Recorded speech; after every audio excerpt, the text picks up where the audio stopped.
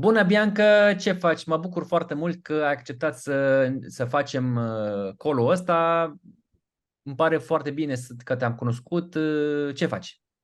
Bună, bună! Uite, de-abia aștept să stau de povești cu tine. Să Da, vedem ce idei de marketing brilliant scoatem împreună. vreau să le zic oamenilor acum că secretele pe care o să le dăm acum, cred că valorează undeva la 10.000 de euro. Cred, eu așa cred. Acum ce cred oamenii chiar nu mă interesează, pentru că informațiile astea sunt obținute după mult timp, mult efort, mulți bani cheltuiți chiar. Eu am fost în restaurante și am și filmat acolo, adică am și două conturi în limba arabă. Bine, am conturi în limba arabă și în limba română. Recent am început și în limba română. Și cât am cheltuit eu din timpul meu, din experiența mea, din banii mei, sincer, ca să fac conținutul ăsta, că am ajuns la informațiile astea, ajung la peste 10.000 de euro. Așa că, oameni buni, o să vă dăm secretele care o să vă ajute dacă le aplicați. Deci dacă nu le aplicați, Am nu. o steluță. Am o steluță, valorează 10.000 de euro dacă le și implementezi, pentru că Exact. dacă doar le știi, nu valorează absolut nimic. Nu fac doi bani. Dacă nu le pui în aplicare, nu au nicio valoare. Eu o să mă prezint acum sau te las pe tine că tu ești fată și ladies first în general. Te prezinți, te rog frumos. Mulțumesc frumos, vă salut pe toți, sunt Bianca Grip, expert în marketing online. Fac treaba asta de pe la 18 ani, deci de vreo 18 de Nu mai experiență, sunt calcula. niște ani adunați, da, exact. Așa. O fac dintotdeauna, o fac cu plăcere și am bucuria și onoarea să mențin trendurile și partea interesantă a lucrurilor. Îmi place zona de digital marketing, sunt fascinată de evoluția social media și cum o pereche de săni fac 10 milioane de vizualizări și o idee genială poate rămâne ascunsă sub praf. Așa că, într-adevăr, tehnicile aplicate, metodele de marketing aplicate sunt cele care, într-adevăr, fac diferența. Bun, eu lucrez în zona de IT, am 14 ani experiență în programare și am lucrat așa și pe companii. Acum, dacă vin oamenii, unii sunt tâmpiți care vor să calculeze că hai să împărțim 16 la 14 companii, o să iasă vreo 7 luni sau nu mai știu, nu mai stau să fac matematică acum. Eu am lucrat la 4 companii, deci lucram și la 2 companii, și la 3 companii, și la 4 companii. La un moment dat am renunțat la multe din ele, dar am deja experiență de 14 ani în programare și am lucrat așa și pe companii naționale și internaționale. Așa că pe partea de business sunt foarte bun, dar recent, în ultimul an, cel puțin 2 ani, am început să intru pe o zonă de marketing pentru că mă enervează foarte mult faptul că sunt mulți, scuză-mă Bianca, sunt mulți începători proști în marketing care nu știu nimic și vor să-ți ia banii ca să faci o campanie care nu valorează doi bani. Sunt Înțelegi? foarte mulți. Sunt Foarte. foarte mulți și foarte mulți freelanceri care promit și spun că știu și se profită de faptul că cei care dau banii nu fac diferența între de ce plătesc 300 de lei, de ce plătesc 300 de euro, 3.000 de euro, 30.000 de euro pentru același serviciu. Pentru că în momentul de față piața îți permite la orice nivel de buget să găsești un deștept care să lucreze pentru orice bani, să-ți facă ție ce ai visat azi noapte. Crede, Și din păcate nu funcționează lucrurile în stilul acesta. crede-mă, eu am aceeași problemă. Vine, de exemplu, unul și îmi cere să-i fac un site, îi cer 1.000 de euro și îmi zice, uite, am găsit pe cineva care să-mi facă la 200. Îi zic, du-te. Du-te la Ferrari acum să le zici acum că vreau un Ferrari. Cât costă? 200.000 de euro. Păi nu, am găsit un Toyota la 10.000. Du-te la el. Ok, du-te la el. Și vezi că dacă o să Liniștit. meargă. Da, deci practic e vorba de calitate, e vorba de suport pe care îi ofer clientului. Dacă, de exemplu, te sună la 6, nu s-a făcut 6, nu, dacă s-a făcut 6, nu-i mai răspunde telefon, să zicem. Unii sunt așa, sau la 5, să zicem. Adică calitatea costă, știi, în general. Și am Și pățit. vreau să-ți mai spun un lucru legat de calitatea serviciilor. Marketingul cere foarte multă constanță și perseverență și foarte multă testare, ceea ce un freelancer de multe ori nu are capacitatea să mențină acești trei indicatori. Și deși știe teoretic ce are de făcut, nu are capacitatea să implementeze lucrurile acestea în diverse campanii. De acord și o să-ți zic câteva în 3, 4, în 10 secunde, 20 de secunde, așa o poveste foarte repede. Eu în 2021 am avut un magazin, să-ți confirm ideea, adică să-ți confirm ideea că ai dreptate. În 2021 am avut un magazin online unde vindeam produse bio.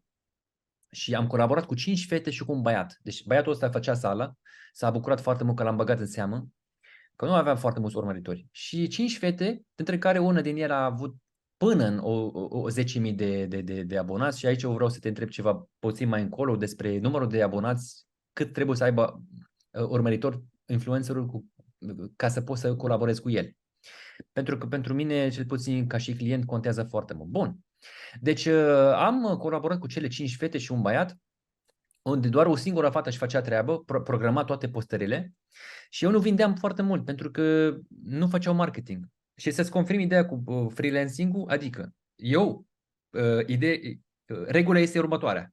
Îți dau produsele, tu le promovezi, le consumi de fapt, faci o rețetă, de exemplu, o prăjitură sau ceva de genul ăsta, produse bio, făină, habar n-am, chestii de genul ăsta, faci o rețetă, după aia o pozezi, faci un filmuleț cu el, cu produsul final și după aia zici, uite, cumpărați de la, nu știu, sau găsiți produsele la magazinul ăsta, să zicem. Și ce făceau fetele astea? Sau majoritatea, 4 din 5. Ziceau, uite, asta este înghețată, sau, scuze, asta e prăjitură, e bună, nu știu ce, cumpărați de la magazinul ăsta, hai, la următorul produs, următorul, hai. Deci nu puneau suflet, nu lucrau, deci nu studiau, pentru că ele erau din zona asta de freelancing și nu învățau ce înseamnă să atragi atenția oamenilor, să creezi curiozitate, să faci prostii uneori ca să poți să devii viral. Că vreau produsul meu să fie viral, nu vreau să fie făina asta, de ce? E mai ieftine cu 2 lei decât făină de la alt magazin. Deci, îți confirm ideea. Da. Da. Cred că putem să începem, dacă ești de acord. Dacă ești de Sigur acord. că da. Sigur Să că vorbim da. despre subiectele pe care le-am pregătit. Sunt hot, sunt, cum se numește, fierbinte, un subiect fierbinte, 2 subiecte fierbinți. Fierbinți. Fierbinte, Fierbinți. da. E neutru sau nu contează acum. Nici eu dacă nu mă simt în largul meu, mai încep să fac greșeli gramaticale, așa că o să fiu natural. Bun. Acum prima întrebare sau primul subiect este extrem de important. Cum scap de frica de a posta? Adică tu acum ești începător, Bianca te întreb, acum eu vreau să încep să am conturi pe social media, cum scap eu de frică de a posta? Nu te întreb pe tine, acum zic în general, oamenii se întreabă. Vrei să zici? Frica de a posta Da. apare și pentru brandurile personale sau persoane individuale, cât și pentru brandurile de companii. Pentru că frica asta de a posta este a managerului, a ownerului, a CEO-ului, a fiecărei persoane și este de fapt o frică de expunere și este o frică de judecată a societății, să spunem așa. De foarte multe ori se întâmplă să lucrăm exagerat de mult niște materiale doar pentru că așa vrea CEO-ul sau nu îi place CEO-ului. Și de multe ori vrem să facem lucrurile după chipul și asemănarea noastră, astfel încât să ne placă nouă. Dar ceea ce nu ținem cont este de fapt că ceea ce postăm noi trebuie să placă celui care vizualizează, nu trebuie să ne placă nouă neapărat. Și aici E- este și diferența. Și asta este una dintre regulile principale de marketing, că vorbești pe limbajul clientului tău, nu vorbești pe limbajul pe care tu vrei, pe Exact. care tu vrei să-l alegi ca și brand. Degeaba ești super intelectual și nimeni nu înțelege nimic din ceea ce comunici. Exact. Și o mică mențiune aici. Oamenii, ca să reușești pe social media, trebuie să creezi conținut care să nu-i facă pe oameni să gândească. Oamenii sunt consumatori. Deci clientul tău este consumator, nu e producător. Deci tu ești content creator, tu ești creator de conținut, tu ești producător. Ăla consumă. Deci tu gândești, tu faci, pregătești materialul, pregătești conținutul, el doar consumă. Și nu are cum să aibă timp sau nu. Hai, să-ți dau un exemplu. Sau să zic de fapt cum să scap de frica asta din punctul meu de vedere. Cum am scăpat eu. Mhm. Oamenii trebuie să înțeleagă, mai ales începătorii pe social media, că e prea mult conținut pe net. Sunt foarte multe platforme, sunt foarte mulți consumatori, sunt multe clipuri care sunt mai interesante decât clipurile tale, sunt foarte mulți oameni care au experiență pe social media în general și știu să facă conținut mult mai interesant decât ce faci tu. Asta e unul. Doi.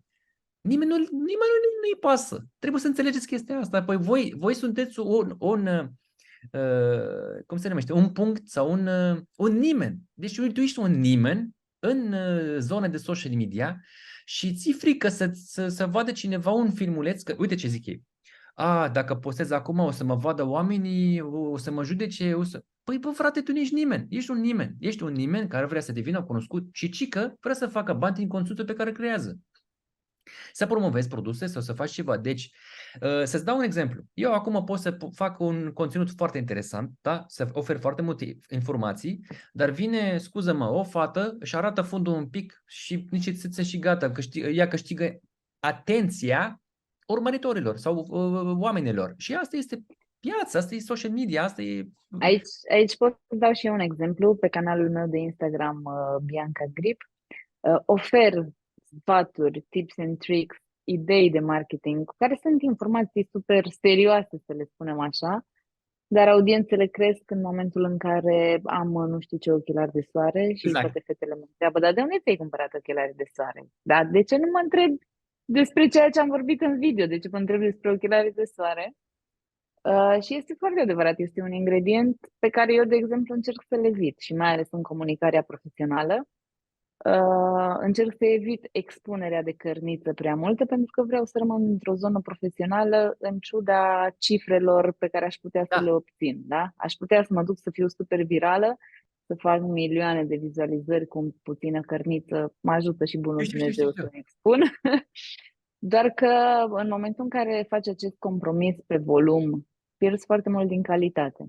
Adică eu nu dorm mai liniștită noaptea că am făcut 1.000.000 de vizualizări pe un video, dorm mai liniștită noaptea dacă am făcut 2.000-5.000 de vizualizări, dar am mai luat un client.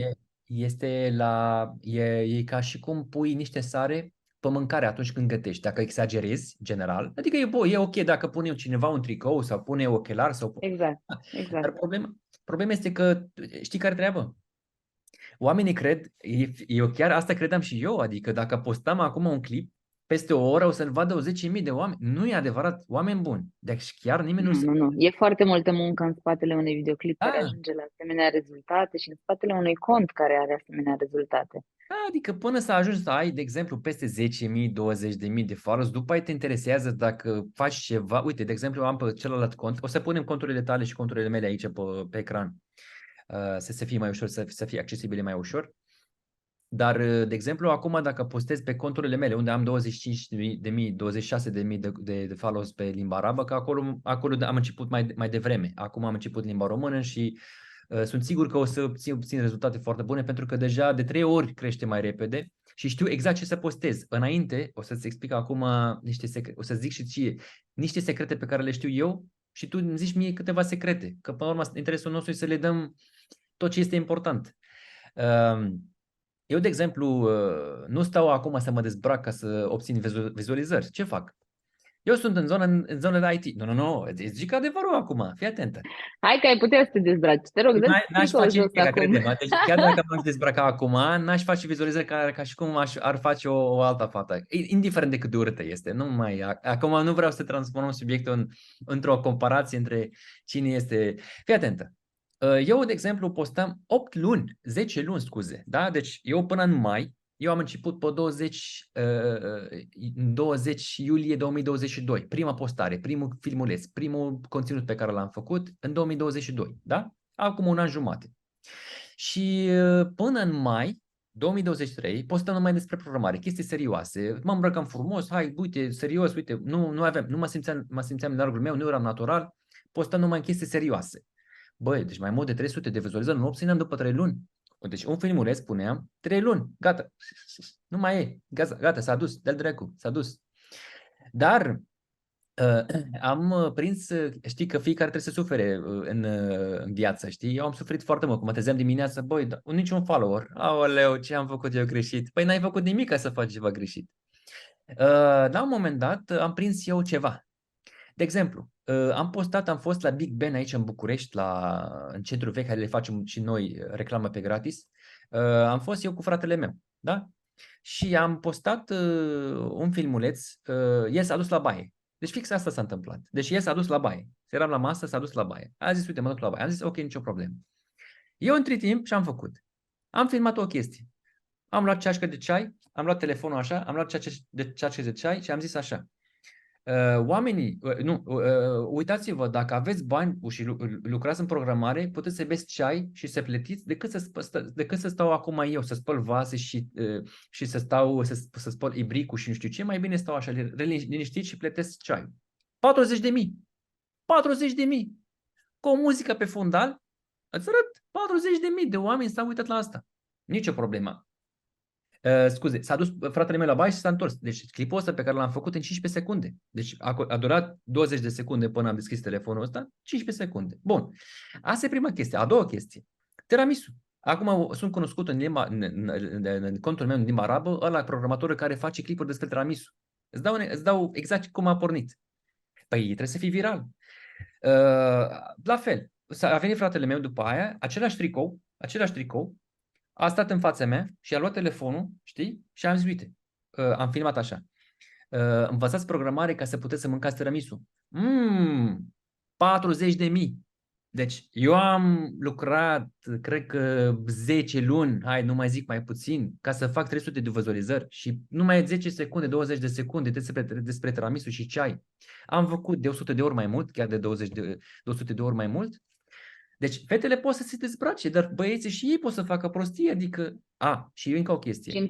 Și întrebarea mea este, ok, la nivel de rezultate și de vizualizări a fost bine, dar la nivel de rezultate și conversii? Aici o să ajungem la chestia asta. Deci fii atent, secretul, mai încă un secret. Strategia mea este felul următor. După ce am prins ideea de când postăm tiramisu și ceai și asta, am mai postat despre homemade chocolate cheesecake. Același stil, același lucru, tot la fel, peste 50.000, 60.000. Fii atent. Eu postam trei tipuri de conținut. 1. Funny sau este prost. 2. Este enervant, adică odată am scos și asta cu baloanele. Nu știu ce asta. Cred că am făcut vreun gest și ăla e deștept și a făcut, uite, a făcut ceva și, mă rog, e ceva de la AI, de la Zoom, l-au introdus, cred că e o prostie. Da, primul clip este funny, este funny sau e prost. 2. Este enervant, odată am scos $10.000 și am zis, uite, salariile programatorilor sunt așa în fiecare nivel, am luat acolo 250.000. 250.000 de vizualizări, primele 24 de ore 13.000 și a început până acum a ajuns la 250.000. Bun. Asta e al doilea tip. Al treilea tip este ceva serios despre programare, adică să le dau un sfat, de exemplu, cum să încep, care sunt greșelile pe care le fac începătorii în programare. Prima dată le-am atras atenția, a doua oară i-am enervat, i-am scos din sărite, a treia oară i-am trimis către filmulețul ăsta ca să vadă ce mai prostii mai postează asta. Și fii atent. Unul din ele, am mai filmat încă unul, care este un amestec între scenele din primul filmuleț cu al doilea, cu nu știu ce, și a ajuns la vreo 255.000, 9.000 și ceva de urmăritori, dacă acum în țară, 9.600 ceva de urmăritori mi-a adus filmulețul ăsta. Deci unul singur. Deci tu până să te simți în largul tău, până să fii naturală, eu nu era la început nu mă comportă natural, până să zici, bă, nu-mi pasă, asta sunt eu, trebuie să postez, nu mă interesează părerea oamenilor, trebuie să postez că este spațiul meu online, eu postez cum sunt eu, că așa se creează conexiunea, așa se creează încrederea, că business-ul se face între două persoane fizice, nu între două entități juridice. Știi? Adică între Bianca SRL și Mohamed SRL. Nu. Se creează între... Știi cum înainte să începem discuția de astăzi, știi cum am vorbit la început? Nu e bună cameră, nu-mi place, uite, se vede numai mână. E chestiile astea. Asta creează o încredere, îți creează ca și... Adică tu ești un creator de conținut, trebuie să ai încredere în tine, trebuie să ai curajul ăsta de a posta orice. Dar acel orice, dacă este ceva natural, adică dacă e ceva despre tine, ce mănânci? Asta este un sfat o informație foarte bună. Ce mănânci? Ce bei? Eu am fost odată la Luadi, le facem încă o dată o reclamă. Bravo vouă Luadi, restaurantul unde mănânc eu. Am postat acolo, oamenii se uitau la mine. Tu ce faci? De la o distanță de 10 metri, am zis, uite, eu filmez acum pentru YouTube, ce vă interesează? Adică eram atât de nesimțit, nu o să zic curajos, încât nu mai îmi pasă. Eu filmez, am nevoie de clipul ăsta. Ei, în momentul în care încep să postez lucrurile astea, ce mănânci, ce bei, ce muzică asculti, cum ai făcut tu, de exemplu, ochelari, atunci i-ai atras atenția. Scopul numărul 1 pe social media, să le atragi atenția, să câștigi atenția oamenilor. Altfel nu reușești. Pentru că ți-am zis mai devreme, una arată fundul un pic, nimeni nu se mai uită la programarea mea. Chiar dacă aș face 100.000 de euro pe zi. Nimeni nu se uită. La fel și muzică. Poți să faci o piesă foarte bună, nu mai trebuie să te dezbraci, dar faci o muzică foarte interesantă, o melodie care să se agățe adică să te facă să te simți într-un anumit fel, să-ți aducă aminte de un fost iubit. Aoleu, uite melodia asta, am ascultat. Melodiile astea în general sau chestiile astea care îți fac trigger-ul ăsta, știi că mi-mi place, nu știu, o ascult pe repeat, înțelegi? Adică tu trebuie să fii o persoană Deci, naturală. până la urmă suntem la interviu aici, îți iau eu interviu ție sau mi iei tu interviu mie, ca să știm Bravo cum... că mi-ai zis, tag din gură, acum tag din gură. Nu, e Ca fiind. să știm cum, că s-ar putea să schimb eu, vin eu și îți pun întrebările. Ia Că văd zi. că ai Nu, început, nu, ești pe nu este val. nu este un interviu, este o discuție despre întrebările pe care le au urmăritorii și noi răspundem la ele. Te rog, îți dau microfonul. Păi hai să răspundem punctual atunci la fiecare. Ia, Pentru că tu ai o mare artă a comunicării și stari așa dintr-una în alta, ești un film continuu pe subiectul ăsta am și înțeles. apreciez entuziasmul tău legat de social media și se vede că ai prins acel curaj. Și într-adevăr, curajul este primul lucru care te diferențiază în momentul în care îmbrățișezi de fapt o carieră publică. Social media înseamnă despre o carieră publică și despre a-ți asuma tot ceea ce faci.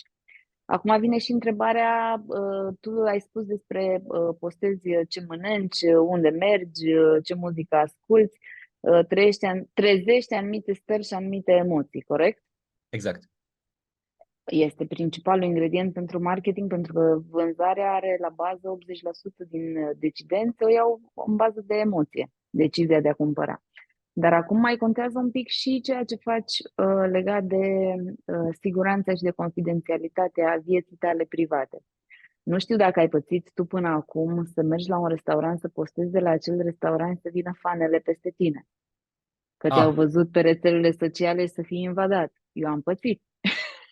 dar Și atunci te rog. înveți în viață să anunți locurile publice sau evenimentele la care vei merge, unde într-adevăr ești pregătit pentru zona aceasta de interacțiune cu fanii tăi, dar ulterior înveți că în viața privată, chiar dacă tu crezi acea poveste despre tine, cu ce mănânci, ce faci, unde ești, ce vacanțe ai mai făcut, etc., ce experiențe ai mai trăit, secretul este să nu o faci în timp real. Pentru că te poți trezi cu niște repercursiuni foarte, foarte urâte. Și aici eu pot să spun că m-am trezit de la flori pe mașină, de la Aol, intrat peste mine la birou cu n-ai de ce să te curier, superi. cadouri, toate N-ai de cele, ce să da? te superi.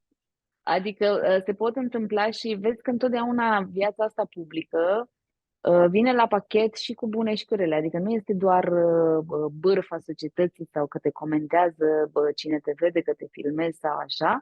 Poate veni și cu o parte de not safe, hai să-i spunem așa, în care nu mai ești în siguranță și stabilitate. Și aici cred că e foarte important ca cei care se hotără să facă o carieră în zona aceasta să ia în considerare și aspectul ăsta.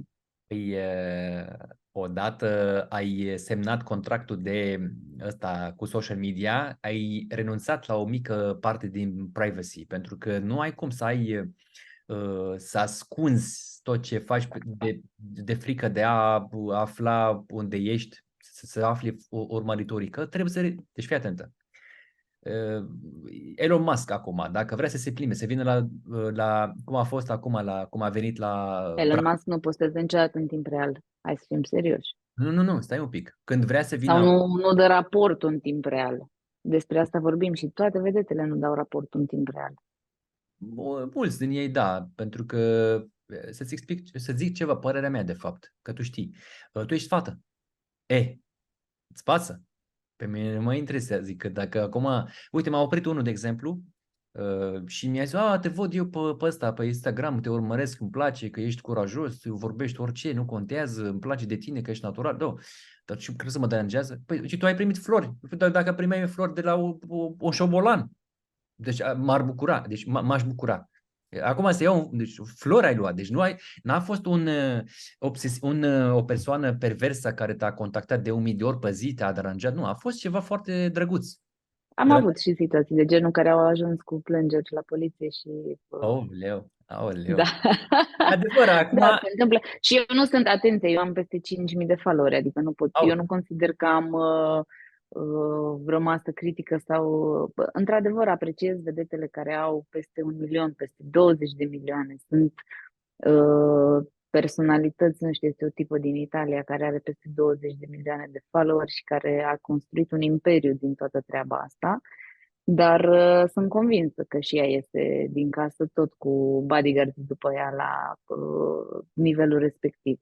Adică asumarea unei vieți publice vine la pachet și cu bune și cu rele. Da, dar trebuie să... Deci, e bine, tu ai dreptate, dar ți-am zis, tu ești fată. Deci, ai o scuză, ai o chestie, dar odată ai semnat contractul ăsta cu social media, că eu vreau să devin cu... Că, știi, dacă nu ești cunoscută, nu vinzi.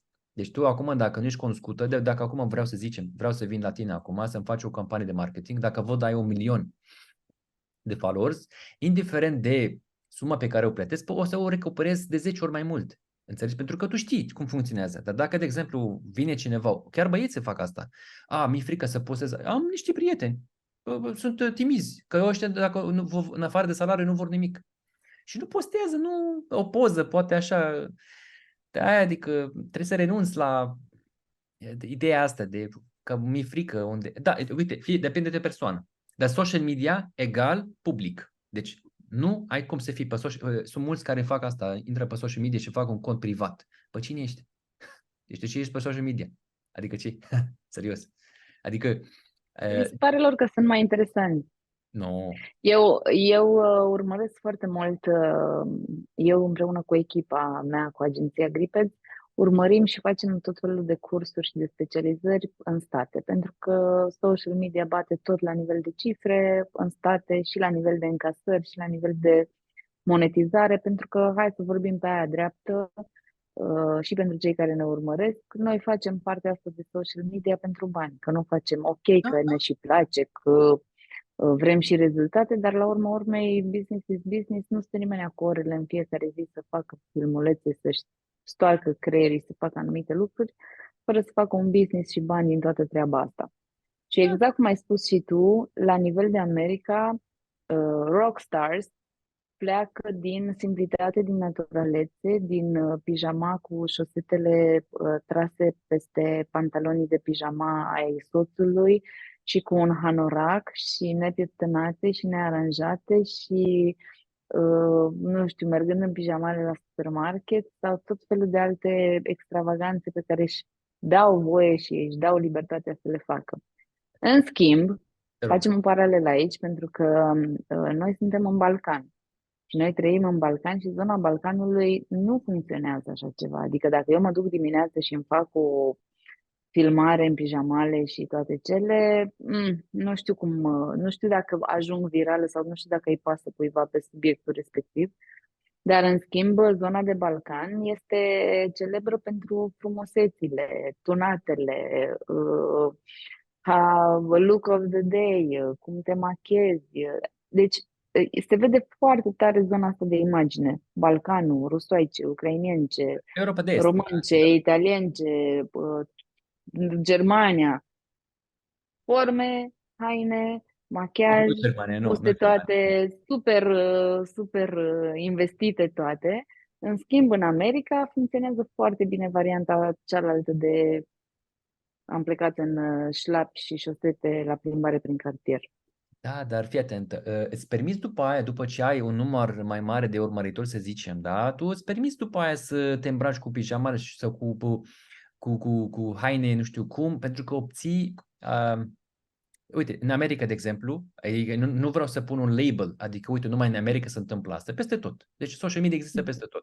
Și dacă nu există, tu poți să creezi trendul ăsta. Adică tu acum, Bianca, poți să creezi trendul ăsta. Eu sunt manager de social media sau mă ocup de social media și pot să mă duc la supermarket cu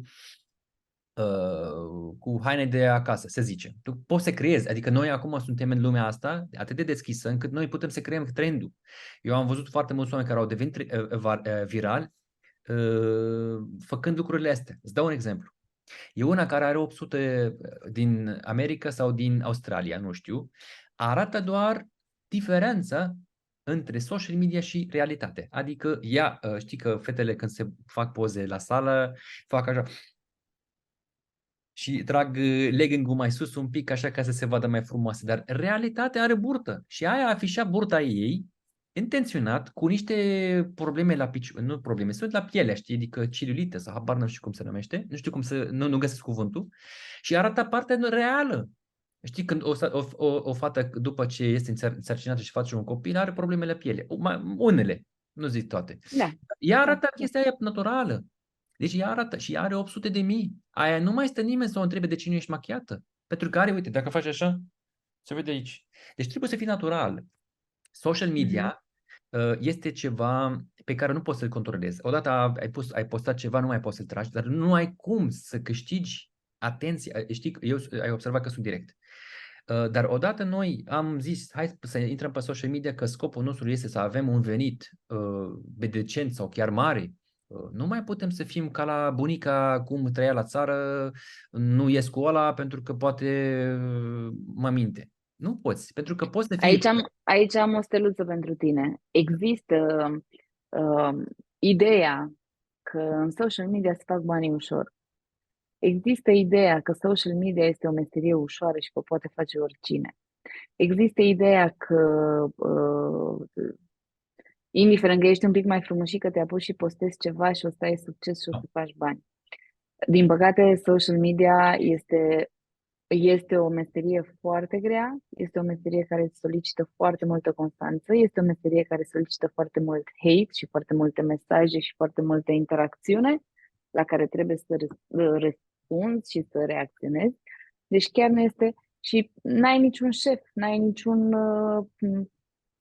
niciun guide, da? Tot ce faci, faci după cum te duce capul și trebuie să te ducă capul ca să poți să faci rezultate și să faci bani din asta.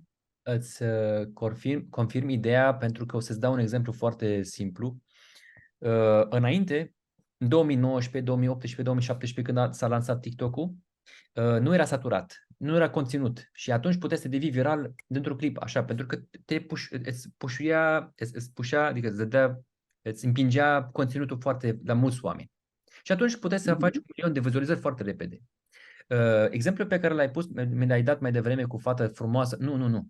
Înainte, oricine putea să devină viral. Apoi, cu fata aia despre care vorbești că e frumoasă, poate să devină virală, aia a mers o perioadă pentru că nu erau multe. Acum sunt multe. Crede-mă, acum pe TikTok vedem tot felul de oameni, crede-mă. Pentru că acum avem de a alege. Deci avem variante. Deci și fete și băieți, nu doar băieți sau fete.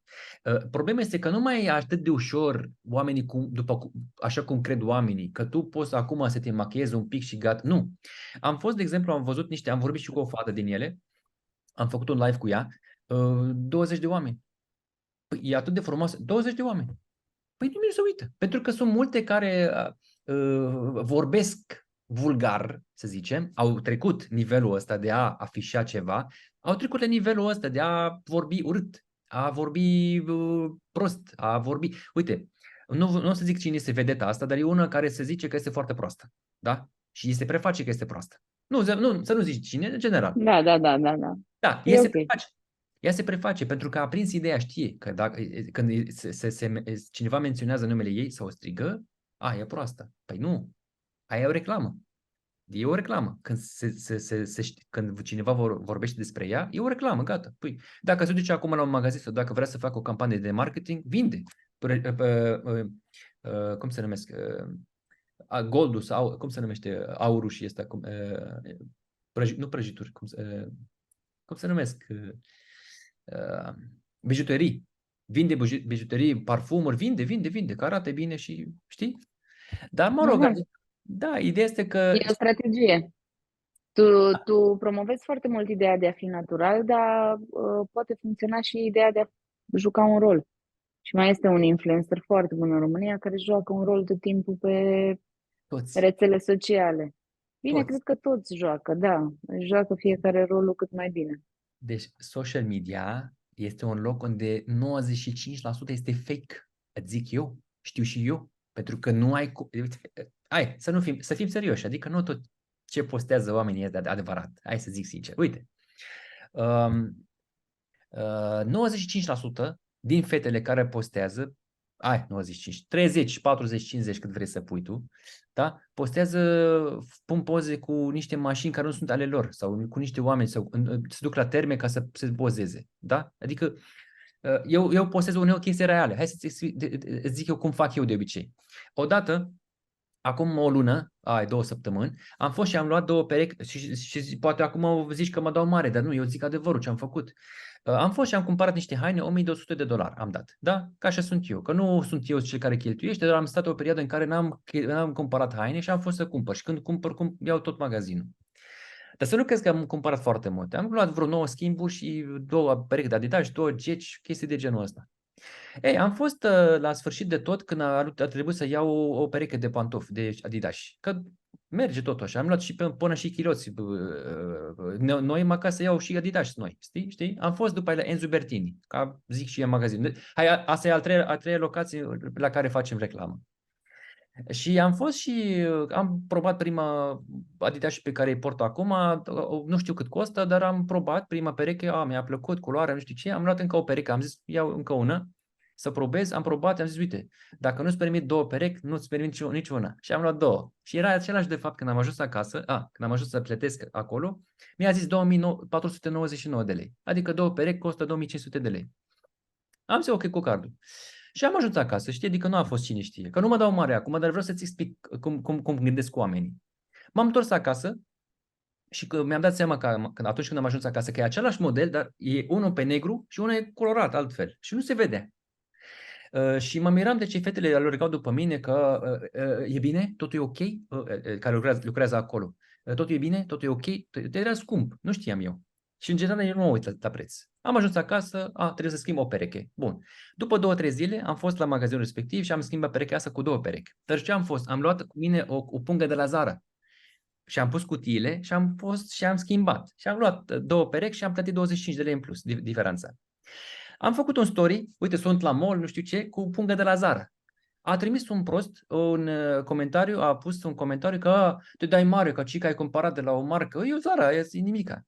Și m-am întors acasă, m-am enervat. Și după aia am postat și factură de schimb și de cele trei perechi. Oamenii cred ce văd. Adică tu ai luat punga aia de la Zara, înseamnă că ce este înăuntru este de la Zara. Dar ce este înăuntru nu era de la Zara. Vreau să-ți explic că uneori este și invers. Adică dacă tu ești mai bună la social media, dacă ai, de exemplu, 500 de urmăritori, abia ai început, înseamnă că nu știi nimic. De exemplu, eu acum 20, pe scurt o să zic, că după te las pe tine. 25.000, 26.000 am pe Instagram în limba arabă și știu foarte bine ce se întâmplă acolo și numai acum o săptămână am început în limba română, păi tu nu știi despre ce vorbești. Tu te vezi și contul meu celălalt. Tu te vezi că am pe YouTube aproape 15.000. De-aia zic, mereu oamenii cred ce văd și uneori e invers. Uneori falsifică, că se îmbracă cu haine de la firme, dar de fapt se cumpără de la Dragon fake-uri, dar de fapt sunt invers. Acum totul e fals. 95% pe social media e fals. Te rog, dacă poți să zici ceva sau dacă trecem la un subiect, scuză-mă. Din punctul meu Așa, de vedere, te rog. Din punctul meu de vedere, social media este o mare manipulare a imaginii publice și ceea ce știam înainte cu mințiți poporul cu televizorul se întâmplă acum prin a minți poporul prin social media. Fac în repetate rânduri pe conturile mele comunicare despre nu mai credeți tot ce vedeți Exact. și cred că aici copiii sunt, generația tânără sunt cei mai influențați de chestia asta, că li se pare că dacă nu au toate hainele de firmă, dacă nu au toate vacanțele, mașinile și toate cele, sunt niște loseri în viață dacă încep la 22 de ani cu un salariu de, nu știu, 500 de euro, 1000 de euro, mamă, n-au făcut nimic. Da, trebuiau să fie toți milionari până la 20 de ani și din social media și din cripto. Ceea ce vreau să înțeleagă este că e nevoie de foarte, foarte multă muncă. Hai să Unii, trecem la întrebările noastre, nu? da, fii atentă. Eu am așa, o întrebare sau un subiect foarte important. Cât de important este să colaborezi cu alții pe social media ca să crești? Ideal este să ai cât de multe colaborări și de fapt acolo se întâmplă magia, să te șeruiască și să fie în mediile potrivite și să fie în locurile potrivite și sunt foarte, foarte mulți influenceri care își vând sufletul, să-i spun așa, pentru mediile și anturajele respective. Dar eu cred că acea creștere poate să se întâmple și natural și frumos. Bun, ai răspuns un pic așa mai scurt și la subiect, dar vreau să-ți dau părerea mea, adică să zic părerea mea cel puțin, uh, și vorbesc cu ăla care se uită la noi acum, da?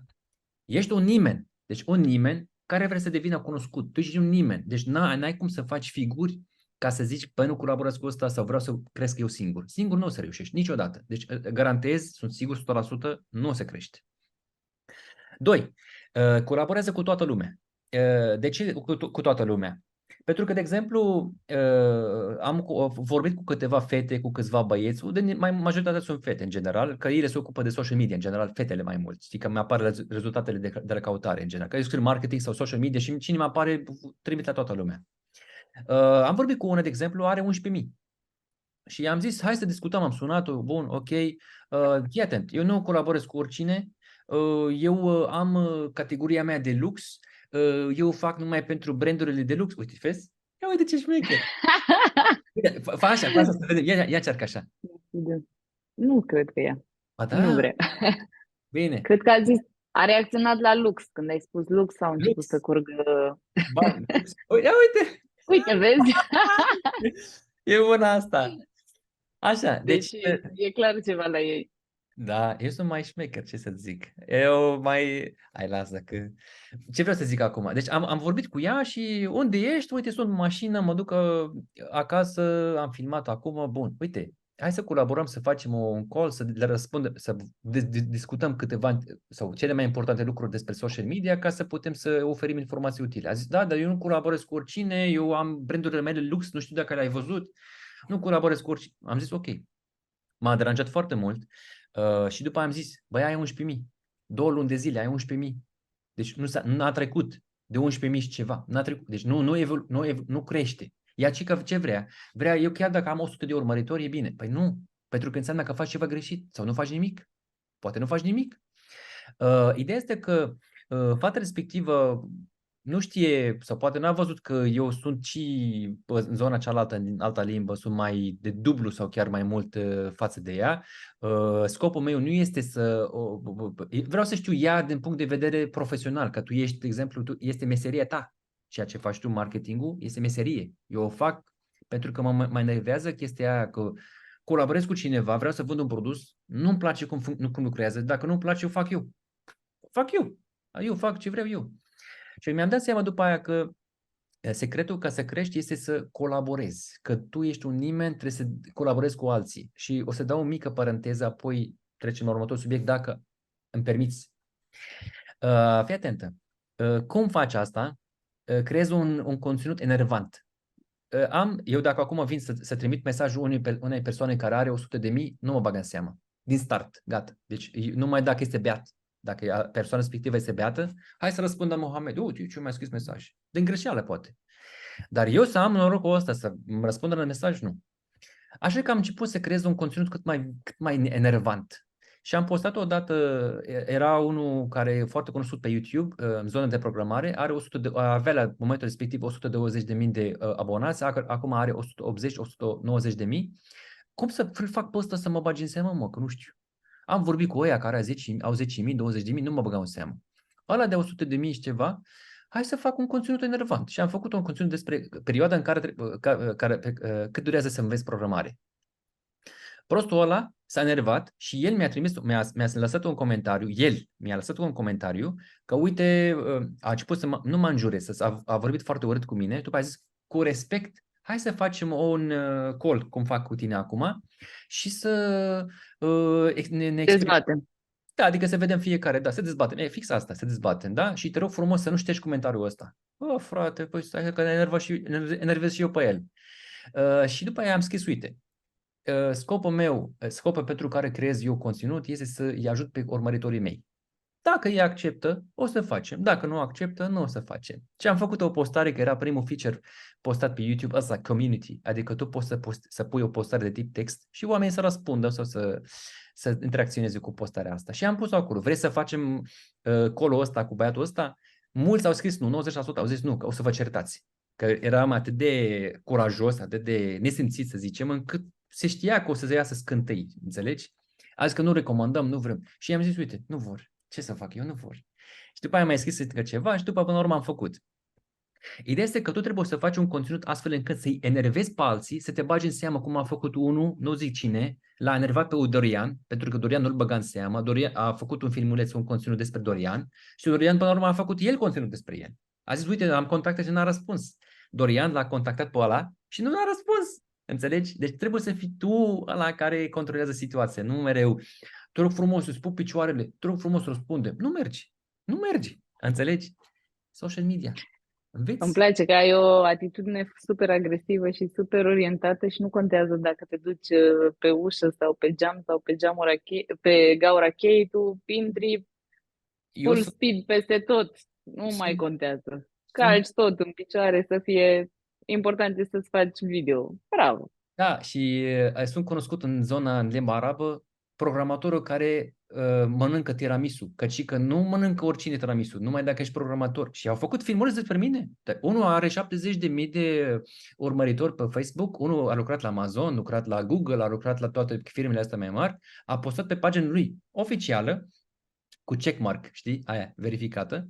Uite, dacă n-ați râs astăzi, râdeți după ce vedeți clipul ăsta. Și au început să comenteze. Păi m-a făcut cunoscut, ce să-i fac? Adică, cu orice metodă trebuie să câștigi atenție. Atenția înseamnă bani. Uite, attention equals Aș money. vrea, aș vrea aici să intervin și eu întotdeauna spun că hate-ul este momentul optim. În momentul în care începi să iei foarte mult hate, înseamnă că începi să urci pe val și ai prins hype-ul.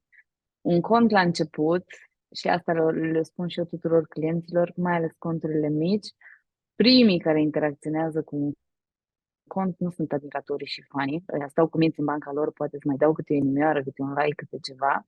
Dar Așa. primii care vin ca interacțiune sunt haterii. Și în momentul în care ai început să vezi că începe valul de hateri, să zici, Doamne ajută, vă mulțumesc, haideți un pic mai mulți că voi sunteți cei care învățați algoritmul că ceea ce am postat eu este interesant, engaging, îmi consumați conținutul, interacționați, răspundeți, trimiteți, share-uiți mai departe la toți prietenii pe toate grupurile. Și este foarte adevărat că hate-ul este cel care te ridică de la anonimat la celebritate. Și atâta timp cât îți asumi și partea asta de hate, asta este foarte bine, da? Și aici pot să-ți mai dau și un exemplu. Părerile părerile nu se discută niciodată, da? De exemplu, eu mă îmbrac mai clasic, mai basic, da? Fiica mea, care este educată de mine, la 12 ani, mă vede când ies din casă, zice, oh my God, mama, iară te-ai îmbrăcat așa basic?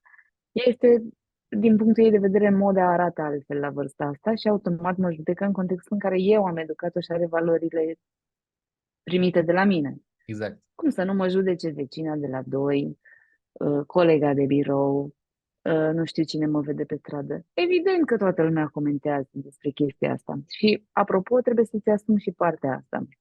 Eu, printre altele, fac și de 10 ani de zile țin cursuri, traininguri despre marketing.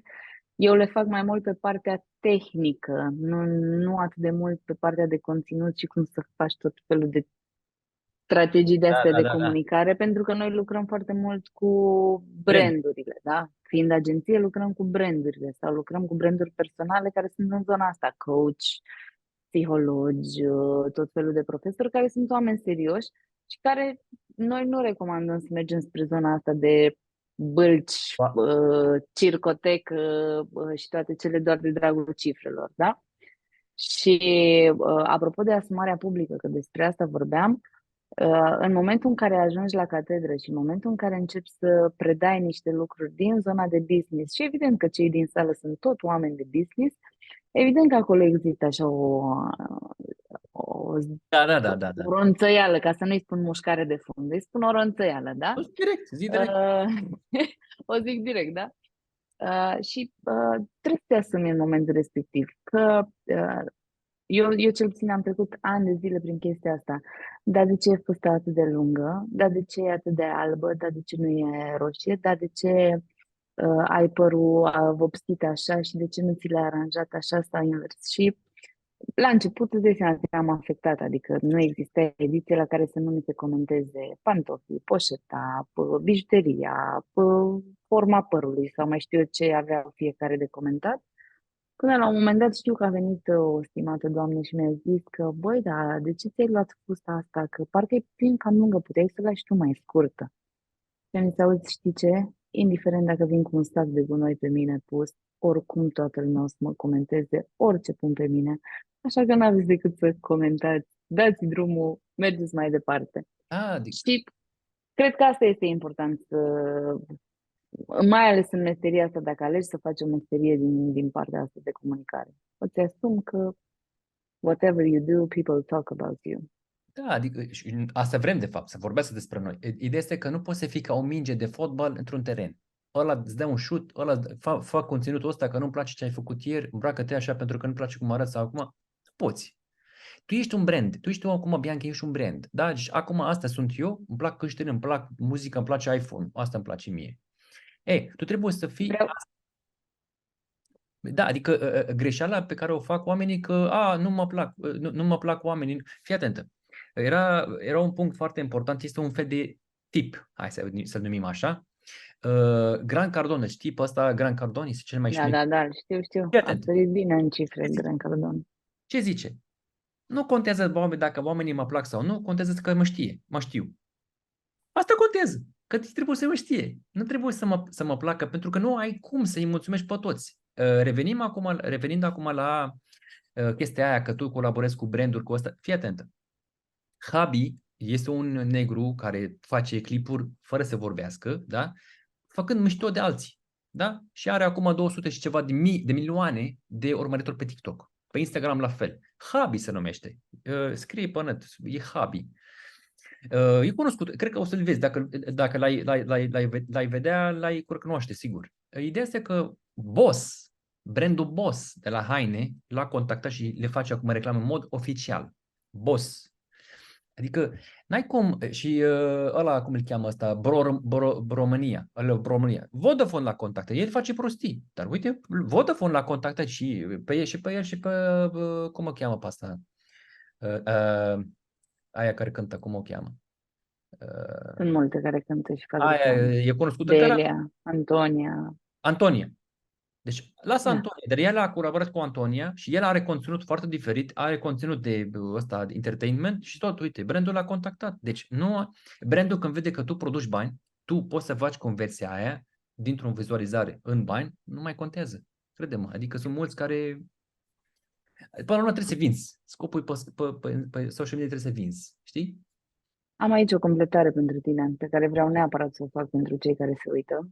Da. Uh, de când am început filmarea, tot spui că trebuie să fii viral, trebuie să fii viral, trebuie să fii viral. Ăsta este cuvântul tău cheie și am remarcat-o că de la început îți dorești Mai partea asta de degrabă. viralitate.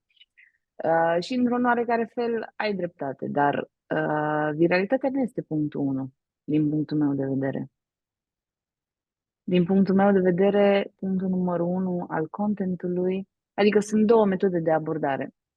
Unu, fie te duci pe trend, pe subiecte de trend, adică vezi ce este acum în trend pe platforma pe care vrei tu și te urci pe val și iei valul. Sau varianta numărul 2, să te duci pe conținut evergreen. Ce înseamnă conținutul evergreen? Tot timpul, Care nu moare niciodată. exact. Exact. Adică, nu știu, rețeta de sarmale a mamei mele, glumesc, dacă ești în zona sau Ok. sarmale din Maramureș, da? Să te duci pe niște lucruri care nu mor niciodată și alea tot timpul anului să-ți producă vizualizări și reach foarte mare. Deci nu trebuie neapărat viralitate. Și știu că foarte mulți care lucrează în zona asta de marketing au fost ani de zile, sunt cărți enorme scrise despre viralitate. Nu poți să bazezi, cel puțin business-ul, nu poți să ți-l bazezi doar pe viralitate.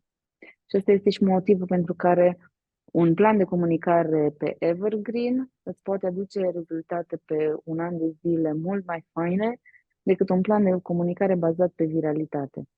Da, Pentru că pe viralitate nu poți paria. da, dar Evergreen este mult mai predictibil. Da, dar eu aș pune un cocktail, adică să fie și.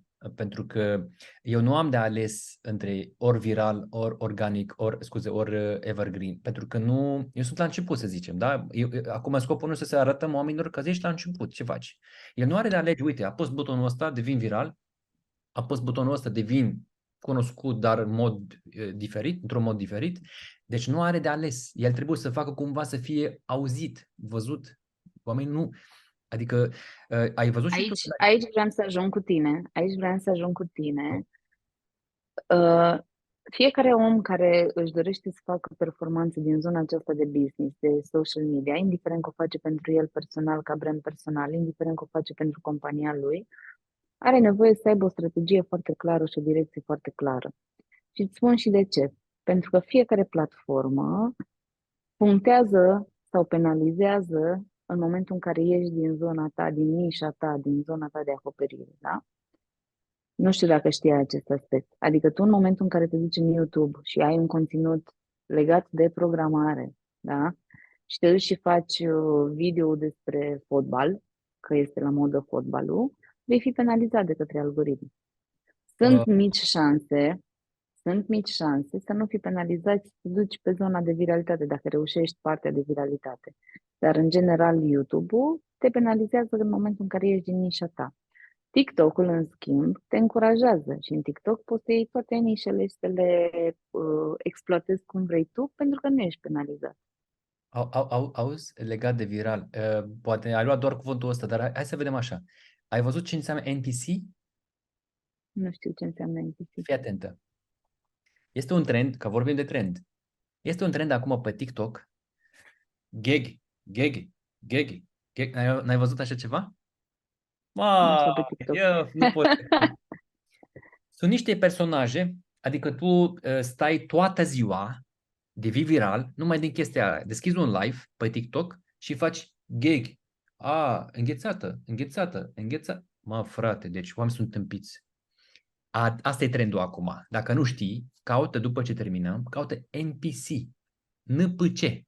Da, nu știu ce e personal, habar n-am. E vorba de Dar NPC. vezi, tu ai o altă abordare. Te rog. Adică, eu sunt de acord că sunt anumite trenduri care se și pupă cu tine și cu stilul tău și cu nișa ta și cu industria ta, pe care alegi să te urci pe val sau nu te urci pe val. Nu te poți urca cu același brand pe toate valurile.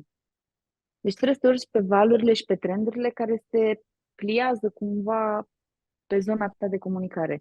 Pentru că, adică obiectivul principal nu este doar vizualizări, vizualizări și atât, și cu orice preț să fim sus.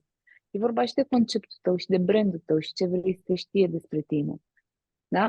Din punctul meu de vedere, tu ai o abordare, ai luat Diferită. mitraliera, ai încărcat-o cu 100 de cartușe și te apuci și tragi, hai să vedem ce iese. Nu ai neapărat o țintă clară, da? Din perspectiva mea de marketer, eu sunt un pic mai organizată. Bă, stai puțin, ăsta e peisajul.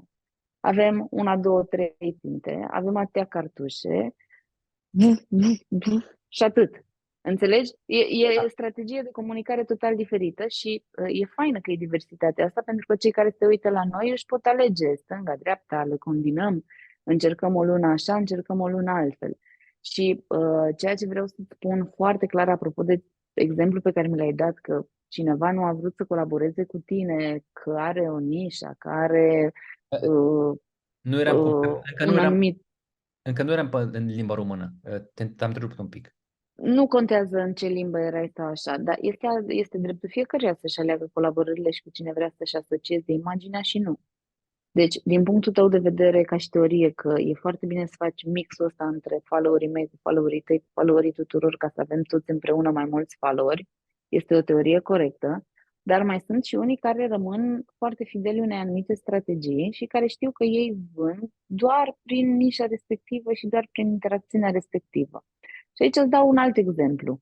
Te rog. Eu, de exemplu, voi lua cu mare drag să fac reclamă la produse de educație financiară, la produse bancare, la chestii pentru antreprenori, cursuri de antreprenoriat, tot ce se pliază cu ceea ce fac eu, dar nu cred că voi lua niciodată campanii să promovez.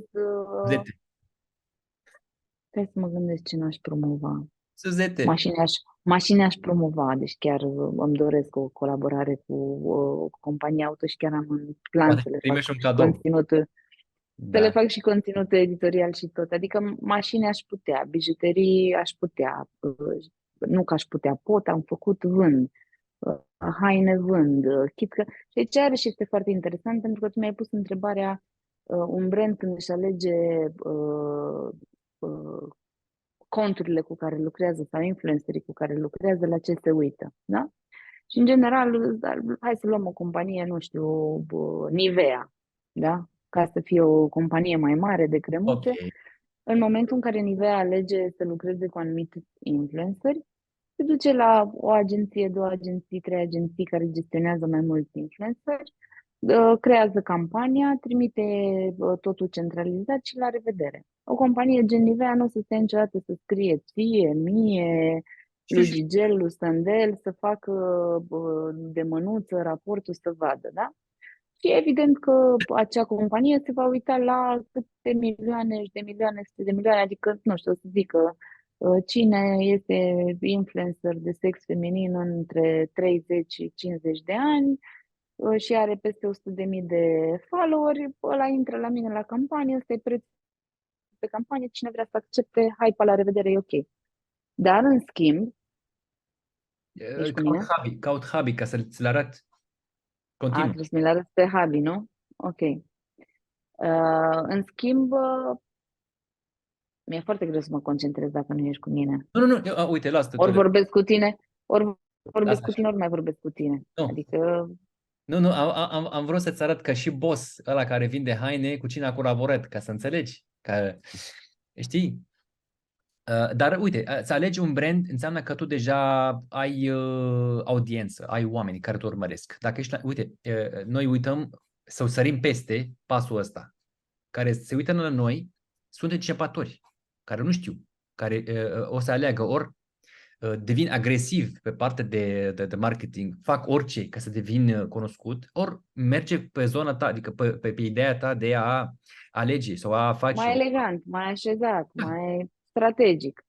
da, adică să fie, bă, eu ce scop? Strategic, exact, strategic. Adică eu ce vreau să fac de fapt? Eu vreau să promovez produsele altora, vreau să am eu brandul meu personal, vreau să creez eu produsul meu, adică eu după aia să fac șampon, după ce creez eu un social media accounts foarte, foarte puternice, vreau după aia să devin eu să promovez produsul meu, vreau să fac un magazin online, să vând produsele mele, unde nu mă interesează după ce audiența am eu.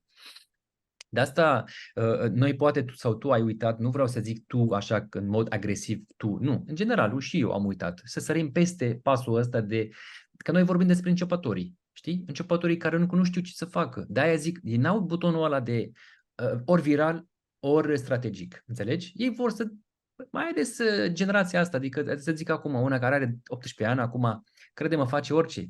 Sunt și fete care au mai puțin de 18 ani, care mint pe social media și aleg că au peste 18 ani doar ca să intre pe social media, că ele n-au voie pe TikTok dacă au mai puțin de 14. Am văzut, de exemplu, câteva filmulețe pentru copii care au început să mintă, să pară că au 18 ani și fumează, înțelegi? Adică ele n-au voie să fumeze dacă au sub 18. De-aia zic că n-au de alege, adică ei sunt nimeni. Adică, să zicem că a devenit viral, dar după n-ai cum, peste 2 luni, 3 luni, adică îți ia 3 luni ca să devii viral. Adică tu, ca să înțelegi cum funcționează algoritmul, tu trebuie să postezi. Tu crezi acum cineva are perseverența asta de a posta zilnic? Eu am postat și câte am? 890 ceva pe clipuri pe YouTube. 750 din ele, niciuna n-a depășit, hai să zicem, primele 8 luni, n-a depășit 1000, hai să zici 1000. Tu îți dai seama cum eu acum, care este un programator, dacă nu, sunt foarte pragmatic, dacă nu este un program în deadline-ul ăsta, eu într-un depresie, adică nu ceva neregulă, nu doar noapte. Cum dacă pe social media nu înțeleg cum funcționează algoritmul, să postez eu 700 de clipuri, niciunul să nu facă nimic. Și la un moment dat, când fac o prostie, să ajungă așa. Despre asta vorbim, că noi suntem începătorii. La un moment dat am trecut prin perioada asta, știi? Adică brandurile despre care vorbești, Nivea, Head and Shoulders, Mercedes, BMW, au deja resurse, Dar pot să te întreb ceva? rog, Tu ai făcut vreodată un curs specializat de social media? nu. Și atunci de ce te întrebi că ai postat atâtea videouri și n-ai avut niciun rezultat?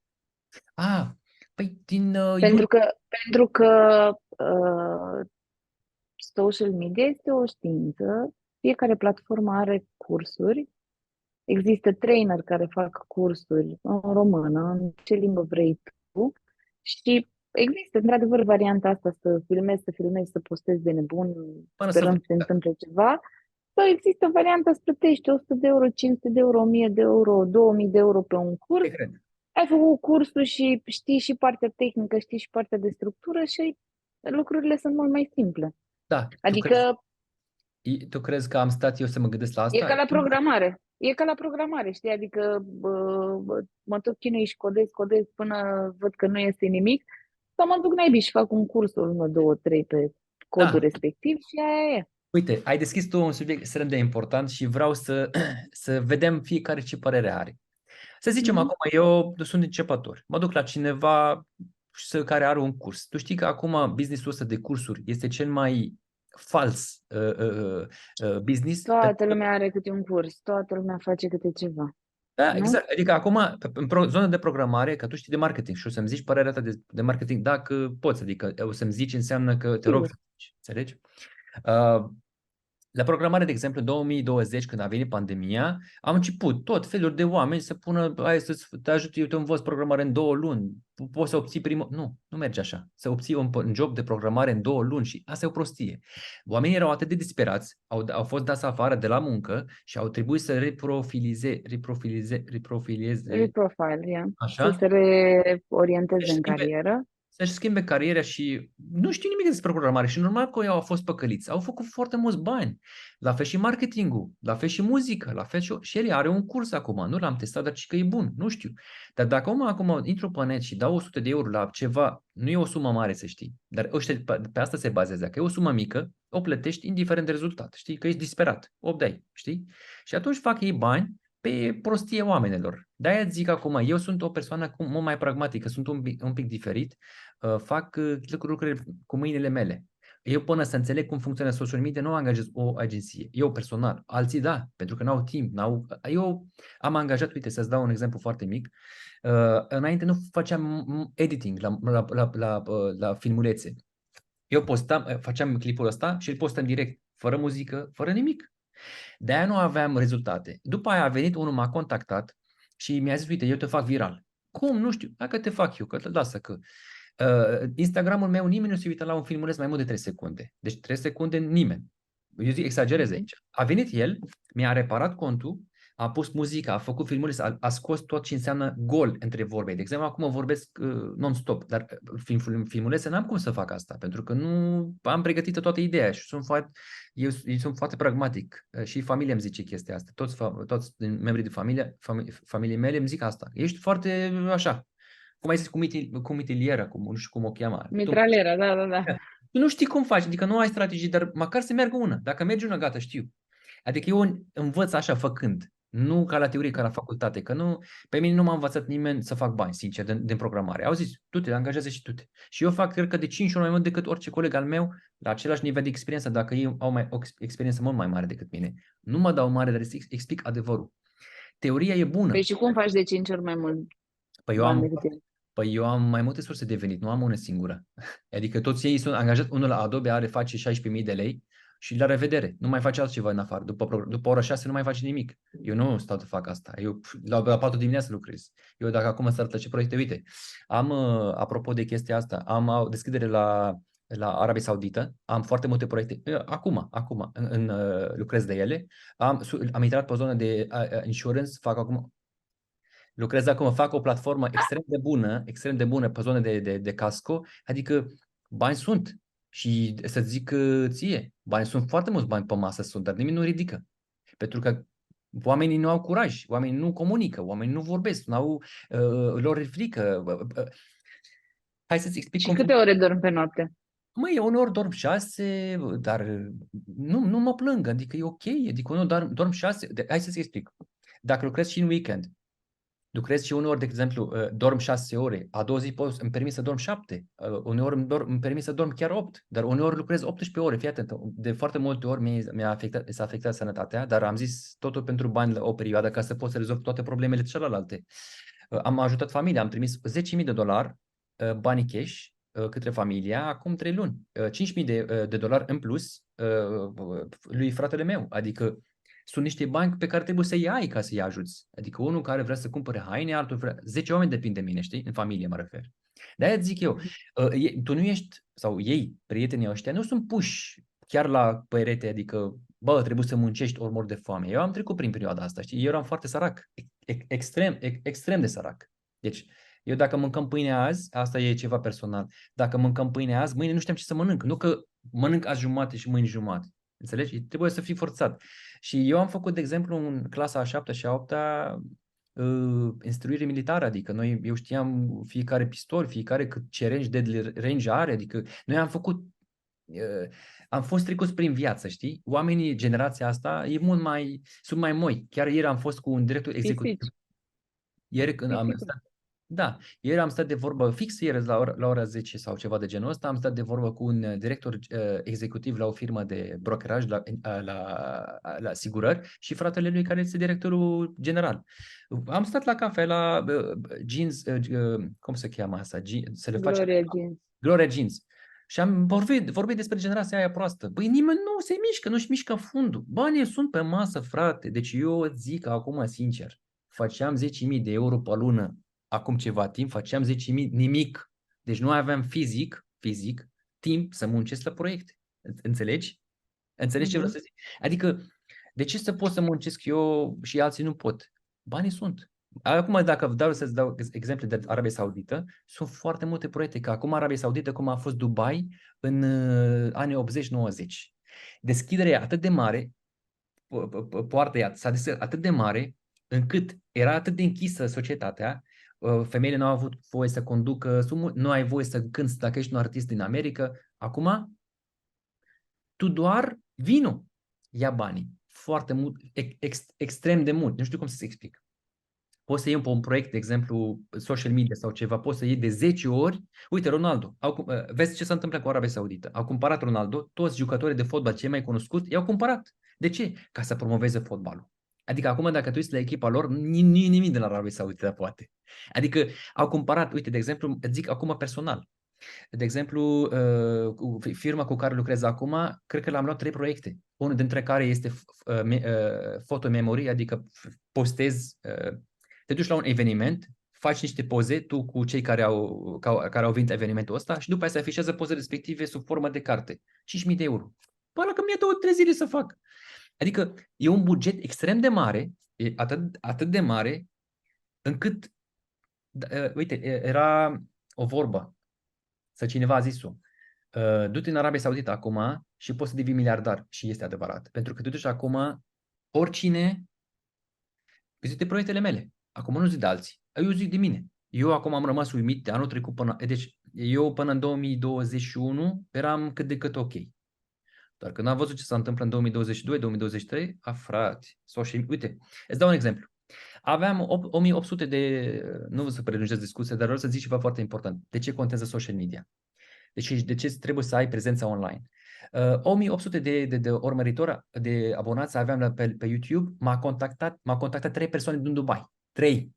1 a zis, fiind în Dubai, că el avea foarte mulți bani și nu avea încredere în angajații lui. Și a zis, vin în Dubai, lasă în România, vin în Dubai, deschidem o afacere jumate-jumate. Tu conduci și aduci clienți și eu stau și îți dau finanțarea. Eu îți dau finanțarea. Eu am apelurile și el nu mă suna deschidea un VPN ca să mă sune pe mine. Mă suna direct, că acolo n-ai voie să folosești voice over IP. Să suni direct, de exemplu, prin WhatsApp. Nu pot, n-ai voie. Nu vai, adică orice... Nu ai... N-ai voie. Trebuie să pornești VPN și ai o amendă dacă o pornești. El nu, suna. Că are bani, foarte mulți bani, dar nu are încredere în oamenii. Știi? Pentru că vine ăia, îi învață, fură meseria și pleacă. Ăla a făcut foarte mulți bani. Încă unul care a zis, doar să fii ca un consultant.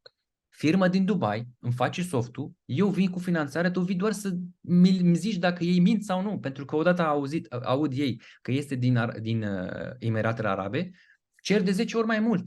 Ei nu vrea să fii fraierit. De-aia zic eu, social media îți deschide ochii să vezi societatea cât de proastă este, cât de coruptă este, câți bani poți să faci, care merge, oamenii cum gândesc, pentru că acum și mă ajută și pe partea de business. Acum, de exemplu, dacă îți fac ție un site, de exemplu, îți explic, uite, tu trebuie să faci așa, trebuie să colaborezi cu alții, de exemplu, poți să deschizi o zonă de dropshipping, unde doar preiei produsele, le afișezi la tine pe site, dar nu și le vinzi. Totul le iei așa, că totul e gratis. Și oamenii au impresia că tu ai de toate și tu aduci după produsele astea.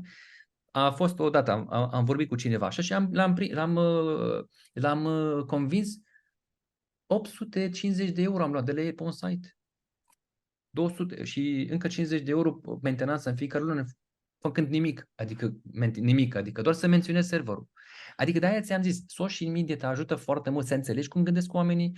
Ei sunt proști, păi eu am încercat foarte mult să-i ajut. Deci i-am zis, hai, poți să faci asta, hai să-ți fac cunoștință cu cineva, hai să zic care sunt sursele de venit. Nu ca proștii ăștia care sunt fake, care arată că au surse de venit. Nu. Eu zic exact, uite, îți dau un număr de telefon, sună pe ăsta, dă-i un serviciu bun și îți dă bani. Dacă nu dai un serviciu bun, eu ies cu față neagră, adică nu mă faci de rușine. De-aia ți-am zis, e vorba de relație, e vorba de comunicare. Dacă oamenii nu-și mișcă fundul, nu fac bani. Asta e societatea. Generația aia în ultima perioadă, cei care au fost născuți în 95, nu în 2000 chiar, sunt proști. Pur și simplu proști. Și aia profit eu acum, eu zic direct și în public. Tu ești prost, trebuie să-ți iau bani. Te-am ajutat, ți-am dat sfaturi, ți-am dat informații, ți-am dat și resurse. Am fost o perioadă chiar la anul trecut, vorbeam cu tinerii. Le-am zis, eu deschid afacerea. Eu o deschid. Eu nu vreau să rămână bani la bancă. Mi-e frică. Mi-e frică la bancă. Să rămână banii mei la bancă. Mi-e frică. Sincer. Te mint? Nu te mint. Pentru că odată dat faliment banca respectivă, nu să mai mult de 100.000 de euro. Și am zis, băi, mai bine deschid o afacere cu cineva. Chiar dacă își dă faliment, măcar învață. Ăla poți să-i dai încă o finanțare și poți să facă ceva. Nu. Poate nu merge și cine... Am avut o discuție cu mai multe persoane. Oamenii nu sunt dispuși să investească în ei. Înțelegi? Adică, poate tu știi mai bine lucrurile astea, că ai și copii și ce. Adică știi cum gândește generația asta. Dar eu am avut contact cu ei în fiecare zi. Nu muncesc. Dă vină pe alții, nu-și asumă responsabilitatea. E ceva legat de business aici. Eu am o altă părere legată de generația tânără, care este o generație expusă la foarte multă informație și care are acces și știe la nivel teoretic foarte mult, dar pentru că a primit totul pe tavă, nu își mai folosește creierul și nu mai gândește. Și asta este ceea ce lucrez în permanență și cu copilul meu și cu echipa mea, care toată echipa este tânără. Sunt oameni super capabili și super competenți, dar pur și simplu, dacă se poate să dea doar câte un click fără să gândească, dar de ce să mai și gândim? Păi da, sunteți oameni cu super IQ. Dacă școala, sistemul de educație nu va mai învăța să mai gândiți, o faceți la muncă. Asta este. Nu pot să vă las asemenea talente să nu vă folosiți creierul ăla. Mă uitam la următoarea întrebare, adică să nu crezi că nu am fost atent. Eu sunt foarte atent, înțelegi? Dar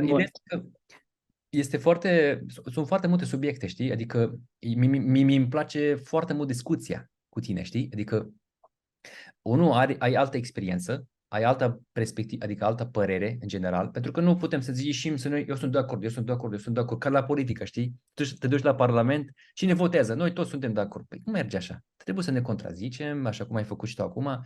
E un lucru bun să ai o părere, știi? Dar totuși sunt foarte multe subiecte, adică cum a fost cu cursul. Eu nu pot să cumpăr un curs și cel care l-a făcut nu știe cu ce să mănâncă marketing în general, sau programarea, sau matematică, pentru că a devenit muncă oricui, oricui. Adică oricine poate să facă acum un curs. Până și eu am făcut un curs. Uite, acum am un curs în limba arabă, dar nu e chiar un curs, este o ședință de 2 ore pentru fiecare etapă. Cum să creezi un CV, cum să câștigi interviurile, un mentoring pe zona de programare și uite, vând. Acum îți arăt. Am $88, fiecare serviciu, primul serviciu, ăla de mentoring, care durează 2 ore. Am $150 ca să faci un site cu WordPress, pe care nu-l fac eu, îl face fratele meu. Am încă un serviciu cum scrie CV-ul, am încă un serviciu cum câștigi interviurile. Adică am experiență și aici pe companie, adică deja știu ce înseamnă project manager, ce înseamnă muncă, ce înseamnă business, ce înseamnă client, ce înseamnă angajat, ce înseamnă angajator, ce înseamnă salarii, toate le știu pe toate. Încă învăț. De-aia zic eu, a devenit muncă, oricine poate să facă un curs. Până și eu am făcut. Chiar eram curioasă ce vârstă ai. Eu am 34. Mulți înainte, felicitări. Mulțumesc frumos, adică, dar ți-am zis, în ultimii 2 ani, 3 ani am început să înțeleg, eu am obosit foarte mult în viață și în ultima perioadă, știi cum e în viață? Cel puțin în viața mea. A fost chin, adică m-am chinuit foarte mult, la un moment dat a mers. Dacă acum îți arăt, de exemplu, un filmuleț pe YouTube, de exemplu, cât timp îți ia ca să înveți programare, a fost așa. Primele 300 de zile așa și după aia a devenit așa. Așa e în viață. Adică tu trebuie să muncești. La un moment dat, dacă persiști, adică dacă continui și muncești în fiecare zi, crede-mă, merită. Pentru că la un moment dat îți vine unul care îți dă €1.000.000 ca să-i faci o campanie, nu știu cum. Adică eu am văzut. Adică, uite, laptopul meu. Mă bucur pentru tine. Bun. Hai să rămânem la întrebările noastre, că timpul curge și e în defavoarea noastră, să spun așa. Da. Uite, să mă uit acum ce mai e ceva. Da. Încă o greșeală, hai să zicem, de greșelile de la începătorilor. Eu am observat, vorbind de asta, Da, vorbim. Greșelile începătorilor. nu mai ziceți salut la fiecare filmuleț, mai ales dacă este de tip short. Nu mă interesează dacă îmi zici salut, nu mă interesează cum te simți, nu mă interesează cine ești, că de fiecare dată te prezinți. Eu mă cheamă, s-au dus 3-4 secunde, dă-te dracu, că nu se mai uite nimeni. Păi trebuie să zici, între subiect, la shorturi mă refer. Ce zici? Sunt total de acord și m-ai și întrebat de ce răspund atât de scurt, pentru că dacă de un an de zile fac mult conținut între 50 și 60 de secunde, am învățat să-mi structurez informația din capul meu la 1 minut și a fost greu să ajung la performanța asta. Și acum chiar râdeam că TikTok-ul îți spune că ideal este să mergi peste 90 de secunde. Și mi se pare, dar ce să fac cu atâtea secunde? Cât să și vorbesc dacă nu mai știu să le mai lungesc atât de mult ideile sau cumva îți formezi un anumit stil de a comunica și să știi să... Este și asta o artă, să îți livrezi tot mesajul în 60 de secunde cu intro, cârlig, hook, toată informația pe care vrei să o dai și să mai ai și un call to action la final. Este o anumită artă. Chiar e o paralelă între oamenii de radio care trebuie să vorbească și să încheie la minut și la secundă sau oamenii de televiziune care fac transmisiile live, pentru că acolo nu-ți permiți să ai timp mort sau să nu știi ce să zici și nici nu-ți permiți să intri într-o idee pe care n-ai terminat-o la secundă pe prompter. Și cred că undeva social media ne transformă pe toți în mici comunicatori profesioniști, limitându-ne și cerându-ne tot felul de restricții pe timp. Ceea ce văd eu foarte des la cei care sunt începători sau cei care își doresc să mute munții cu degetul este faptul că, unu, nu înțeleg terminologia de specialitate. Adică nu fac cursuri, nu înțeleg nici terminologia de specialitate. Își mai aduc aminte să postez de seara când pun copiii în pat sau când au alte activități și nu fac treaba asta în mod constant, profi, organizat și structurat.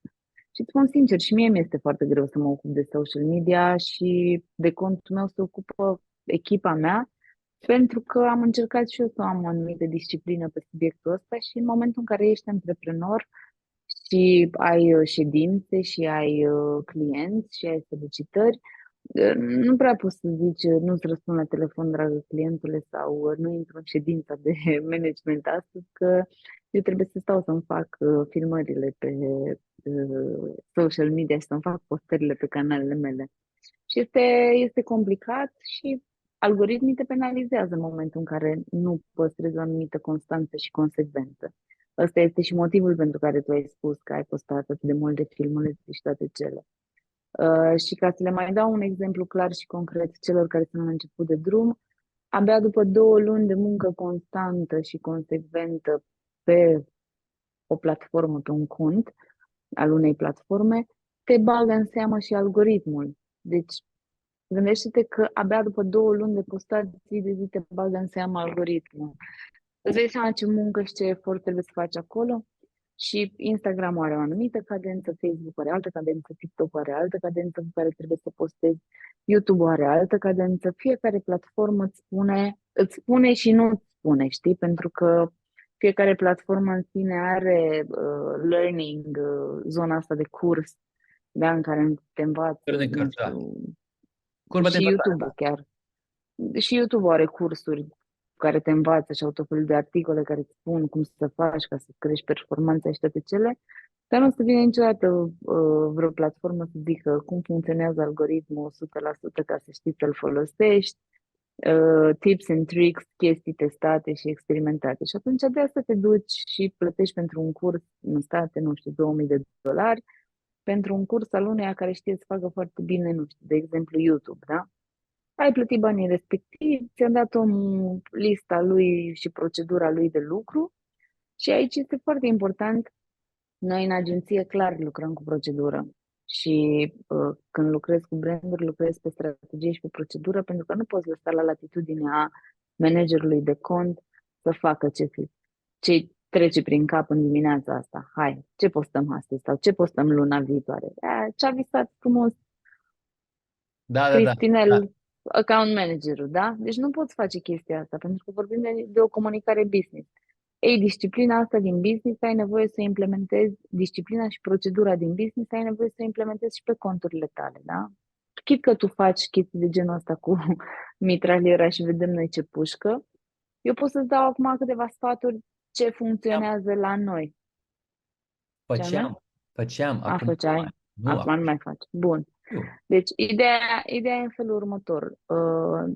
Noi avem câte o zi sau câteva sloturi de câteva ore dedicate strict pentru subiectul ăsta de social media, în care stabilești strategia pentru perioada următoare, o defalci în calendar de comunicare, din calendarul de comunicare faci lista de materiale necesare pentru perioada următoare, că îți trebuie 20 de poze, 50 de videouri, materialele necesare pentru postări, pentru reels-uri, pentru shorts-uri, pentru stories, pentru toate Da, cele. da, da. Ca să le poți da la filmat, tras, pozat și sau să te apuci să le cauți prin arhive ce ai tu filmat și făcut asortat sezonului respectiv, da? Și atunci, în momentul în care faci toată munca asta structurat și nu o întrerupi, deci nu e o chestie că eu astăzi mă apuc de filmat și filmez ce m-am trezit eu. Nu mă întind acum peste birou să-ți arăt, am o listă foarte clară, următoarele shorturi au plan editorial, se leagă unul de celălalt. Da? Sunt niște subiecte ca niște episoade la un serial, da? Pentru că dacă tu intri pe canalul meu, trebuie să vrei să uiți și în sus și în jos să vezi informație Bun. relevantă, da? Dai întâmplător peste un video, dar dacă te duci în sus sau în jos, ele trebuie să se lege cumva într-un, nu? Ca la un serial, cam ăla e conceptul, să fie o poveste care Exact. Da, continuă da, da. și să fie o poveste care se leagă și cu sezonalitatea în care suntem. Adică nu poți să postezi acum, nu știu, în weekend să postezi un reel de la ski din iarna trecută, da? Că nu are nicio legătură. Ok, că poți să mai postezi încă cu oceanul sau cu toamna sau cu ce mai găsesc eu că e de sezon, da, poate să fie. Sau poți să, cum ai zis tu, să îmbini și partea asta serioasă și cu zona de travel și cu zona de experiențe culinare și cu zona de petreceri și cu lifestyle. Hai să-i spunem într-un cuvânt lifestyle, Da. da? Și este foarte adevărat că te ajută partea de ingredientul de lifestyle, te mai ajută să mai crește engagement-ul și tot, dar la urma urmei, prietenii tăi nu cumpără de la tine, adică te bucuri Nu? pentru niște vizualizări, dar prietenii ăia nu cumpără latura profesională, știi? Iarăși e foarte bine să ai copii, mașini, bani prin videourile tale, dar uite, în situația mea, fiica mea nu-mi dă acordul, are peste 10 E ani mică, și... da, da, știu. Nu, e destul de mare încât să-mi zică mama, nu ai drept să Nu, mă postezi. are dreptate, să știi. A fost un studiu că nu e ok să afișezi copiii acum, pentru că chiar dacă acceptă acum, nu sunt în mintea lor, adică eu nu gândesc pentru viitor, adică nu e ok acum. Da, acum peste 16 ani, 18 ani, da, e ok.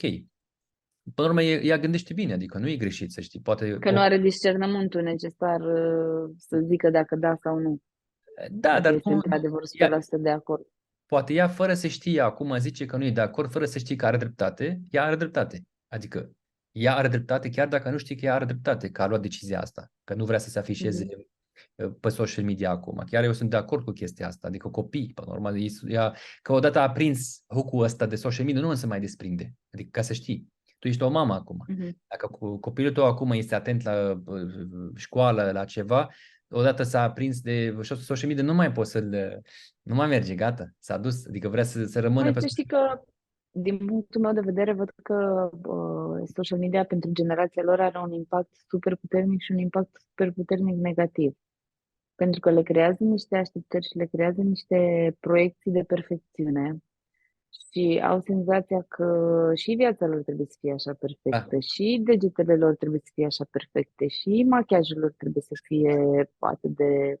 Da? Deci, și chiar am avut discuția asta cu fiica mea și îi explicam într-o zi cât de perfectă, minunată și integră și completă a ieșit ea și ce Ți-a zis cum? extraordinară este. Și ea s-a uitat așa lung la mine și mi-a zis, eu nu sunt pe departe așa. Și zic, dar ce îți lipsește? Chiar că ești inteligentă, ești frumoasă, ai un corp armonios, ai tu constituție sportivă, poți să faci sport de performanță, poți să mergi la olimpiade la matematică, adică poți să le faci pe toate, știi? Și zice, da, dar nu am degetele perfecte. Uite-te puțin că degetele mele sunt cam urâte. Zic, Doamne! Da, asta e problema, că lipsă de încredere în general la copii, nu la tine, la copilul respectiv. Nu, în Da, general. da, E din da, toată cauza, generația. adică din cauza la social media, pentru că nu afișează numai, uite, sunt sigur că am și vorbit cu fete. Fac 10 poze ca să postez una. Aici nu e exagerat. Exagerat e să faci 50 pentru că pozează dimineața, seara, ziua, cu hainele astea, hai să vedem. Ei, eu sunt diferit. De-aia zic acum, generația asta tinde la să facă totul la perfect, adică la perfecție, adică să fii perfect. Nu există. Chiar nu Mhm, există. Adică mhm. să-ți ia o oră să alegi cu ce haine să te îmbraci, e ceva în regulă aici. Adică timpul ăsta de o oră, când o să ai 40, 50, 60 de ani, nu o să mai poți să recuperezi, trebuie să cumperi.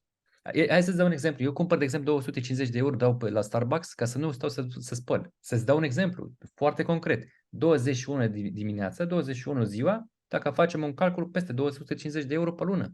Nu ating nimic. Mănânc 2 ore afară. Bine, înainte mâncam, nu vreau să intrăm în subiectul ăsta, dar înainte consumam foarte mult timp pe gătit, pe mâncare, pe cumpărături, pe asta. Am văzut că eram sărac. Când treceam pe zona asta, cu cât cheltuiești mai mult, cu atât ești motivat să faci mai mulți bani, cu ești atât mai mult, eu pot să stau la Starbucks 2 ore. Păi, ok, dar muncesc. Am făcut un curs la Starbucks. L-am scris. Asta e. De-aia zic că social media, în primul rând, n-ai cum, odată ai semnat contractul, nu mai poți să-l reziliezi ușor, cum am zis mai devreme, ori devii o persoană care dă foarte mult din timpul lui, din timpul ei, ca să devină cineva și să poată după aia să vândă, să facă profit, ori rămâi ca un consumator, cum sunt 90% din oameni, nu o să reușească niciodată. Și sunt foarte dur cu chestia asta, dar asta e adevărul. Nu reușesc niciodată. Dar eu, să nu mă înțeles greșit. Eu sunt de acord să cumperi curs. Adică dacă ai un curs sau ceva, e foarte bine să-l promovezi. Eu te încurajez și încurajez pe cei care se uită, măcar să se uită la cursul pe care îl faci. Eu nu sunt, cum să zic, împotrivă. Eu chiar vreau. Dacă găseam un curs bun, chiar îl făceam. Eu de exemplu, dacă mă invitai la un... Uite, Te rog. hai să-ți explic cum stau lucrurile. Într-adevăr, fac acest curs și îl organizez periodic, urmează să-l lansez și online pe partea de marketing și social media, specializat pe social media, strategie și social media. Dar chestia care mi se pare mie cea mai interesantă și cea mai frumoasă pe care lucrez e legată de audit pe conturi. Ok. Adică, uite, de exemplu, tu îți faci singur toată partea asta de producție și implementare de campanii de marketing, da? Și la un moment dat poți să vii să-mi zici, bă, Bianca, vină puțin la mine, în curte la mine, să ne uităm împreună pe rapoarte, să vedem un pic niște lucruri, Deci, da, să văd un pic ce pot să fac ca și un consultant, da? exact. Asta este un lucru care mie îmi place super mult și pe care îl fac cu super mare plăcere, pentru că și dă super rezultate și plus că vine cu o perspectivă custom, adică nu plătești un curs generic la care poate se aplică sau poate nu se aplică pe nișa ta, pe industria ta, dar în schimb ai acces la o consultanță personalizată pe contul tău și pe rezultatele tale și pe ceea ce poți face tu. Și mai fac treaba asta pe companii, pe departamente de marketing, în momentul în care ai un departament, nu știu, 2, 3, 5, 10 persoane în departamentul de marketing și o fac la nivel de adunarea tuturor datelor din toate platformele și reîmpărțirea focusului și a procedurilor în echipa respectivă. Pentru că de multe ori, nu știu, ai un editor care stă și editează videourile, dar videourile tale de fapt nu au vizualizări și ăla stă și muncește 4 ore pentru niște producții video care fac 200 de vizualizări și mai are și salariu, adică e vorba de eficientizarea lucrurilor. Sau poate el ar putea să scoată niște videouri bune, dar nu știe să facă editarea. Și atunci stai și te uiți. E problemă calitatea editării, e problemă cine a stabilit planul editorial, e problemă încărcarea, timpul, data, ora, că se încarcă automat sau preprogramat, că se încarcă manual, că e formatul prea bun, prea. Stai și ei din toate punctele de vedere și analizezi care sunt șansele ca acele conturi să obțină rezultate cât mai bune. Și asta mi se pare fascinant și super frumos și chiar feedback-ul din companie. Adică una e când vin cursanții de la cursurile individuale și îmi zic, mamă, ce diferență am făcut, e frumos și acolo, că ai Da, satisfacția muncii. Dar când ai posibilitatea, nu știu, ești ca un dirijor într-o orchestră, știi? În care unul e violonist, unul este chitarist, unul e la pian și cumva trebuie să-i armonizezi pe toți ca acel cântec de final să fie chiar super frumos de impact și cu rezultate. și la sfârșit zic că Bianca a făcut asta, nu tu echipa. Îți zic eu, ca la Facebook. Mark Zuckerberg. Nu, nu. Păi Nu, nu? nu, nu, nu, nu. Uite, Nu, e cine a făcut? rezultatul echipei lor. Bun, cine a făcut butonul like pe Facebook? Nu Pe știu. Facebook? Păi vezi? Păi de aia, că tu acum zici, este un lucru foarte important ceea ce faci. Adică dacă reușești, Bianca a reușit, nu, și echipă, dar nimeni nu știe cine sunt membrii echipei. Adică cum a fost cu butonul de like pe Facebook, tu nu știi, dar tu știi Facebook, adică Mark Zuckerberg și dar punct și gata, nu știi altcineva. De-aia zic că e important ceea ce faci. Îți zic încă o chestie. Eu sunt ca o fată sau cu un băiat care a învățat să cânte auzit, adică doar că a auzit ceva, o muzică și așa a învățat. Tu ai învățat ca la carte, adică ai făcut poate ceva la facultate sau singur, ai făcut un curs, eu n-am făcut asta. Și până acum nu Mhm. știu să citesc statistică de la YouTube sau nu citesc. De unde vin, nu mă interesează. Eu ce fac? Filmulețul ăsta, când văd după un an, adică acum deja știi ce funcționează. Adică Cred, vorbesc nu serios. cred, nu Jur, cred, eu nu, pe ce vrei să cred. pe Dumnezeu, nu știu. Și cum fac eu? Filmez clipul ăsta, îl trimit, îl pun pe G Drive. Am cumpărat un laptop ca să fac export repede. Avea editorul ăla, să zici cât de generos sunt tu cu chestia asta. Investesc foarte mult, ca să înțeleagă oamenii de ce costă 10.000 de euro informațiile astea. Eu, de exemplu, băiatul ăsta îmi făcea un filmuleț pe zi. Da? Unul pe zi. Și pentru că avea și alți clienți, îi dădeam foarte puțin bani la început, știi? Și laptopul lui nu avea fizic să facă posibilitatea de a face export mai mult de unul la fiecare 15 minute, că nu mergea. Am zis nicio problemă. Alege un laptop, i-am trimis 1600 de, 1000 de euro și 600 de dolari și a cumpărat un laptop la 1200 de dolari. așa face repede. Deci exportul nu e mai mult de 3 secunde. Ce 3 secunde? A zis odată că nu văd exportul, că se face repede. Și fii atentă. Planul meu acum, 5 clipuri pe zi. Câte 3 pe YouTube, câte 2 pe Instagram dimineața sau ziua și seară și pe TikTok câte 3. Pentru că fii atentă, am obținut pe TikTok 1800. Uite, tu știi mai bine că tu știi, ai citit statistică. Eu nu știu.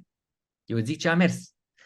În decembrie până în ianuarie, în cele 10 zile, 25 decembrie până pe 5 ianuarie, poate mă corectez tu acum, a fost cea mai bună perioadă pentru că am făcut 1800 de urmăritori pe TikTok. Acum poate a fost un noroc, poate postăm de 7 ori pe zi pe TikTok. 7, deci puneam, bagă, în fiecare zi. Bă, trebuie să meargă unul. Și până am prins încrederea aia în mine și ceva, trebuie să postez. Și acum ce fac? Doar filmez, de exemplu, pun stand-ul ăsta, fac așa și filmez sau chiar dacă sunt afară ceva, fac vreo 5 pe zi, îl trimit, bun pe G-Drive. Făm ăsta. Contează, așa îi zic, contează să mă vadă. Nu contează ce zic, nu contează ce fac și dacă comentează, o să te rog, o să ajungem la întrebarea asta. Contează să mă vadă și apoi vedem ceea ce faci tu. Odată am 1000 de clipuri pe fiecare platformă, apoi discutăm de statistică, de surse de urmăritori, de surse de subscribers, de habar. Eu sunt cu volumul. Unul să se prindă. Acum, dacă ești de acord, o să zic ceva. O să te întreb ceva, o să discutăm ceva mai degrabă. Cât de important este, sau una dintre greșelile pe care le fac începătorii este că nu au engagement cu conținutul lor. Adică vine o fată, postează un filmuleț că s-a machiat, sau un băiat care a fost la sală și a făcut, uite, am mușchi. Unul a scris, sau o persoană a scris, a lăsat un comentariu. Nu-l bagă în seamă. E o mare greșeală. Orice comentariu este important să răspunzi la el cu o întrebare. Înțelegi? Ai o părere, adică legată de chestia asta? Da, sunt total de acord că fiecare... Ideea e în felul următor. În momentul în care ți intră o postare pe oricare platformă, tu trebuie să mai ai 5, 6, 10 conturi pe platforma respectivă, că e echipa ta, că sunt prietenii tăi, că sunt angajații tăi, că sunt așa, care în momentul respectiv în care s-a postat să vină vizualizare completă, like, inimioară, ce vrei tu. Ideal ar fi să fie și comentariu. Comentariul ar trebui să fie nu 3 inimioare, 7 floricele, ar trebui să fie sub formă de text minim 3 cuvinte. Ce drăguță ești în poză. Nu știu. De unde ți-ai cumpărat ochelarii? Habar n-am, da? Deci trebuie să fie conturile de pe care se lasă comentariile, trebuie să fie reale, întrebările să fie corecte și complete. Ca ulterior tu să vii de pe contul oficial de pe care ai postat, să dai inimioare, să reacționezi, să răspunzi și tu, ideal este corect, cu o întrebare sau cu ceva care îți ridică mingea la fileu să continue discuția. Nu-i răspuns doar, vai, mulțumesc, sau chestii de astea feci, da? Să faci cumva discuția să curgă, pentru că acele multe comentarii și inimioarele de la momentul zero din care i-ai dat drumul la postare îi semnalizează algoritmului că este o postare interesantă și engaging și îi dă drumul să meargă cât se poate de sus. Și o promovează mai în față. Automat, cei care văd postarea au tendința și ei să interacționeze mult mai des și mult mai amplu. Uite, mă bucur foarte mult că ai zis chestia asta, pentru că strategia asta am hai să zic o părere.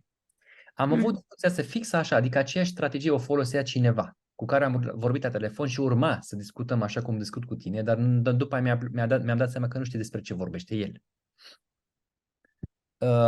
Fii atentă, eu sunt programator. Ca algoritm, eu dacă le înțeleg acum, îl gândesc logic. Dacă tu faci din comentariile astea, din conturile care nu sunt active, n-au istoric, adică nu le ai pe un singur telefon, deci nu este un cont pe fiecare telefon în parte, și te uiți la clipuri și ai un istoric de vizualizări, adică algoritmul știe că telefonul ăsta, cu contul ăsta, ce interese are, apoi a comentat. atunci e o mare greșeală, pentru că dacă conturile sunt fake și sunt 5 conturi pe un singur telefon și numai ăștia comentează de fiecare dată, cum mi-a explicat băiatul? Acum îmi zici tu cum ai făcut tu sau cum faci tu. El ce făcea? A zis că eu pot să-ți dau 100 de like-uri, 100 de state. Eu nu vreau ceva i-am zis, nu vreau ceva cumpărat. A zis, nu, e adevărat. Cum? A zis că eu pot să-ți dau vreo 100 de la noi. Înseamnă că are vreo 10 conturi pe 10 telefoane, fiecare câte 10 sau câte 5 pe fiecare telefon și comentează. Păi algoritmul nu e atât de prost încât să vadă că acele 10 conturi comentează la toți clienții tăi. Adică toți clienții sunt, știi? Adică nu e atât de prost. Acum a devenit parte de inteligența artificială, e de ceva timp, nu de chiar de acum, și își dea seama după ce te uiți tu că ăla care postează comentariu, apoi să vadă că dacă ești un utilizator activ sau nu. Nu neapărat să fii un bot, că botul deja de 2 ani, de 3 ani nu mai e activ, nu mai e important. Acum sunt oamenii care chiar au conturi adevărat, dar nu intră pe el. De exemplu, eu am 3 conturi, 3 canale pe YouTube și am făcut un istoric pentru limba arabă, un istoric întreg, adică 2 luni, să vizualizez clipuri și încă unul pe limba română și încă unul pe limba engleză. Că dacă eu postam acum pe limba română fără să am istoric pe contul de limba română, nu dădea push la clip. Am văzut cu ochii mei. Nu dă push. De asta zic că nu sunt de acord cu chestia asta din punct de vedere logic mai degrabă, pentru că așa aș face dacă aș fi angajat la Instagram. Nu, îmi dau seama din start că ăla e fake. Din start, eu, știi? Și de asta nu sunt de acord. Poate tu ai altă părere sau am înțeles eu greșit, cum a zis băiatul, dar dacă este așa, Se poate face, uite, și dau un exemplu, este ceea ce spui tu, este foarte adevărat că algoritmul își dă seama în momentul în care toți folosesc aceeași conexiune la internet, din aceeași conexiune la internet, văd că sunt pe același dispozitiv, pot fi situații diferite. Dar îți dau un alt exemplu. rog. În momentul în care încarci pe YouTube un episod nou, da? Și ai televizorul de acasă care funcționează pe Wi-Fi-ul de acasă, ai telefonul care funcționează pe date mobile, da? Mai ai și o tabletă care și aia funcționează poate pe Wi-Fi de la Starbucks și le folosești pe toate să vizualizezi, dai drumul să vizualizeze video-ul tău și mai ai încă vreo 10 angajați prin România sau prin alte țări care poate să facă și ei același lucru, reușești să faci într-adevăr 100 de vizualizări sau de like-uri sau de ce vrei tu, de pe device-uri diferite, de pe conexiuni de internet diferite, de pe user diferit, da? Deci în contextul ăsta poți face lucrurile și da, este foarte important să faci și din desktop și din telefon și din TV, să dai drumul să se facă vizualizările respective, da? Și ele trebuie lăsate până la capăt, adică trebuie să ruleze. Nu. Dacă faci de fiecare dată că dintr-un device pe care îl folosești doar pentru vizualizare, crede-mă, eu te zic așa de la distanță, nu o să meargă, pentru că maxim o să Păi de ai... ce tu folosești YouTube-ul acasă pe televizor doar pentru vizualizări? Nu, nu, Mai nu. pui și o muzică, mai... Nu-l folosesc în general, îl foloseam, dar acum nu-l folosesc. Dar ce vreau să zic eu? Toate device-urile care sunt conectate la aceeași rețea au un singur IP. Chiar dacă se schimbă, dar are un istoric, device-ul ăsta are un istoric. Exact asta îți spuneam, că doar TV-ul îți intră de pe IP-ul de acasă, telefonul îți intră de pe Da, IP-ul de date și tableta sau laptopul celălalt poate să fie de pe Wi-Fi de la birou sau de pe Starbucks sau de nu pe ce e, vrei tu. nu e o strategie, pentru că resursele consumate nu sunt la fel ca resurse pe care le poți să le faci ca să ai un conținut interesant, astfel încât să fii organic. Înțelegi? Adică n-aș face Bravo! să plătesc la factură la Bravo! curent. Da, adică mai există încă o metodă de a face mai mulți vizualizări, să știi, și like-uri. Și asta am descoperit eu ieri. Ieri am descoperit. Ia, te De rog, fapt, ieri uimește-mă. ieri am auzit, poate nu știi, ieri am auzit de ea și astăzi am descoperit-o, am analizat-o. Fii atent. Există un concept pe care îl știi foarte bine, este conceptul de giveaway. Îl știi. Da, Giveaway. Dai un cadou, da, ceva. Bun. da. Acum există o fată, am vorbit cu prietenul ei ieri și mi-a zis, uite, am prietena mea care se ocupă de conturile astea. Asta nimeni, cred că din oamenii care se uită acum, nimeni nu știe de strategia asta, da? Bun. Fata respectivă se ocupă de creșterea conturilor. Adică, vin tu acum, dai 200 de lei sau nu știu cât dai, nu știu cât e suma exactă, că încă n-am negociat suma cu ea și mi-a zis așa, fii atent. Am analizat de la distanță contul ei, are 180.000 de urmăritori adevărați. Nu sunt cumpărați, am văzut, nu sunt cumpărați. Că eu știu după vizualizările, după like-urile, după nu știu ce. Bun. Ea vine cu o campanie, pune o poză, de exemplu, de iPhone și zice, uite, dacă vrei să câștigi iPhone-ul ăsta, ai trei condiții. Trei condiții. Una, să dai like la toate postările mele recente. Doi, ale ei. Deci de-aia a obținut ea 180.000 și toate postările ei sunt promovate pe Instagram. Nu o să zic cine e, dar mă rog, toate vedetele pe care le știi acum tu se duc la ea ca să fac vizualizări. Bun, adevărați.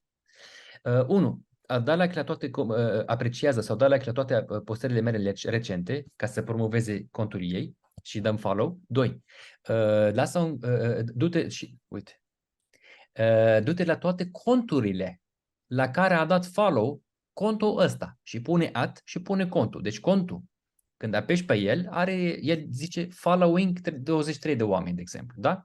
Acești 23 de oameni sunt oamenii care vor să-și crească numărul de vizualizări. Deci tu acum, ca să câștigi iPhone-ul ăsta, tu trebuie să urmărești toate conturile astea și să dai like la nu știu ce postare. Instant, din 23 de oameni, fiecare a dat 200 de lei, au cumpărat un iPhone. A treia condiție și să lași un comentariu aici la postarea asta ca să ajung la mai mulți oameni. Frate, când mi-am dat seama astăzi, am rămas uimit. Deci social media asta și are 20 de ani, adică să nu crezi că e un marketing expert. Nu, nu, nu. Și mă uit la fiecare postare, 50.000 de vizualizări și acum dacă faci un story 10.000, 20.000 de oameni se uită la ea. Și arată bine, adică nu zic că nu. Dar fii atent la strategia asta. Eu ca programator, tu ești social media expert, ai auzit de așa ceva? Sincer. Sincer acum. Da, mi se pare interesant. Am mai văzut varianta asta cu să dai follow la toate conturile care au dat follow la contul meu.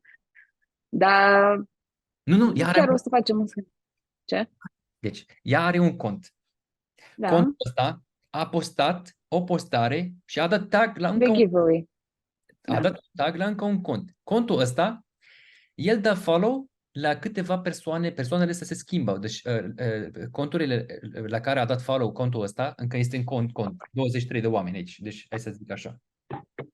Contul ăsta e contul fetei, contul ăsta are followers, adică el dă follow la persoane care se schimbă, odată dă follow la Bianca, a doua oară dă follow la Mohamed, a treia oară dă follow Care la... și plătesc, care și contribuie. Exact, exact. Și după aia mai există încă cum îi zice, încă o postare, sau mai există, și după aia mai sunt conturile care sunt follow-ite, înțelegi? Deci, practic, ăsta primește bani, pune o postare, dai like la toate conturile ei, ăsta crește și ăsta este un cont intermediar care, practic, e o bază de date unde, Promovează. exact, care promovează Da, conturile, promovează. că te duci la el și vezi care sunt conturile care au plătit, înțelegi? Și mai există conturile care dau follow, proști, adică ăia care speră să câștige iPhone-ul, înțelegi? Și mai există încă o patru categorie care dau follow, care sunt plătiți, care plătesc ca să primească follow și funcționează. Deci crede-mă. Deci, Am înțeles. algoritmul n-are cum să se prindă de chestia asta, funcționează. Am văzut, uite, prietenul ei a făcut 8.000. Deci mi-a arătat 8.000 de followers, nu sunt plătiți, nu sunt... E prietenul ei, uite. Adică eu personal am contactat-o, eu personal ieri, aseară. Și azi i-am trimis mesaj. Adică gândește-te la unde a ajuns... Și cât costă?